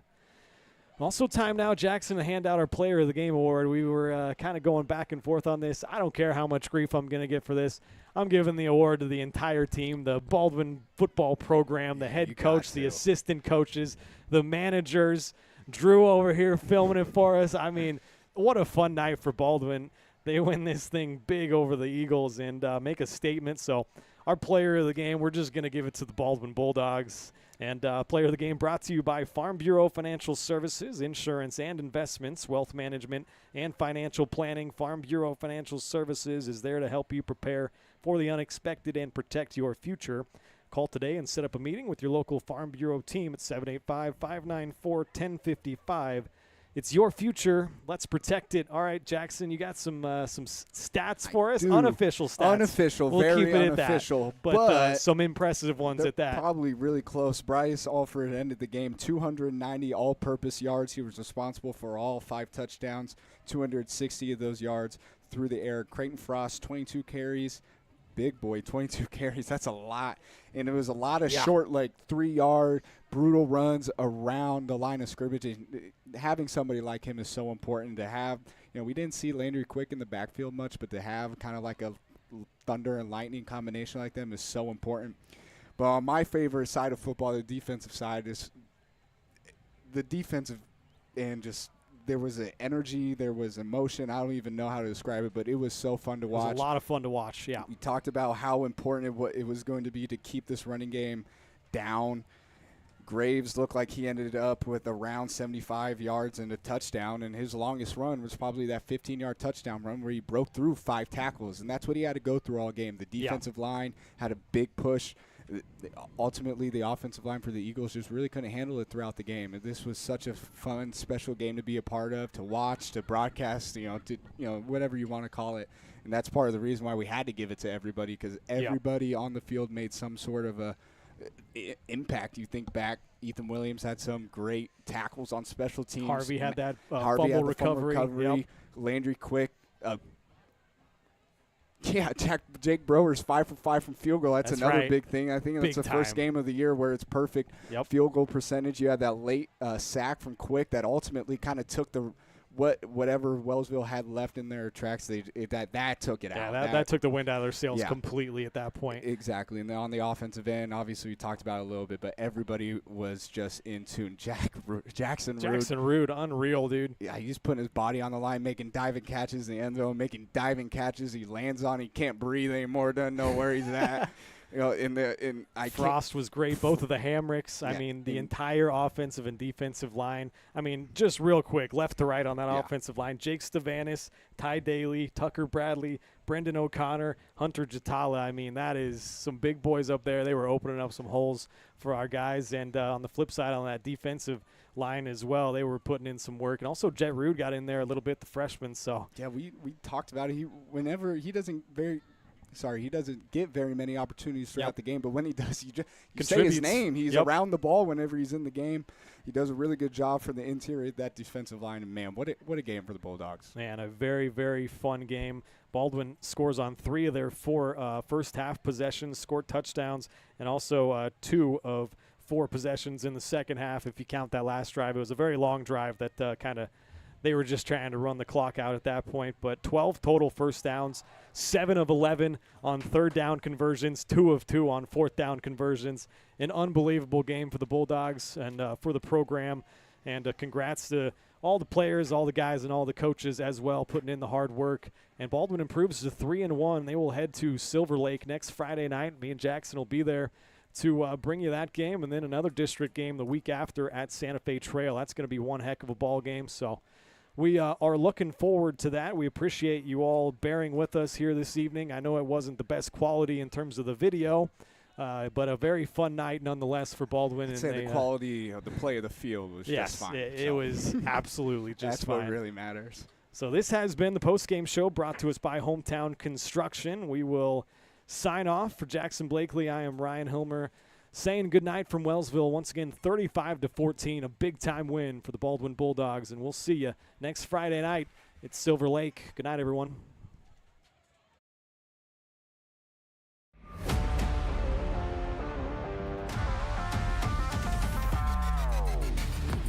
From the gridiron to the hard court, the pitch to the mat, don't miss any of the action.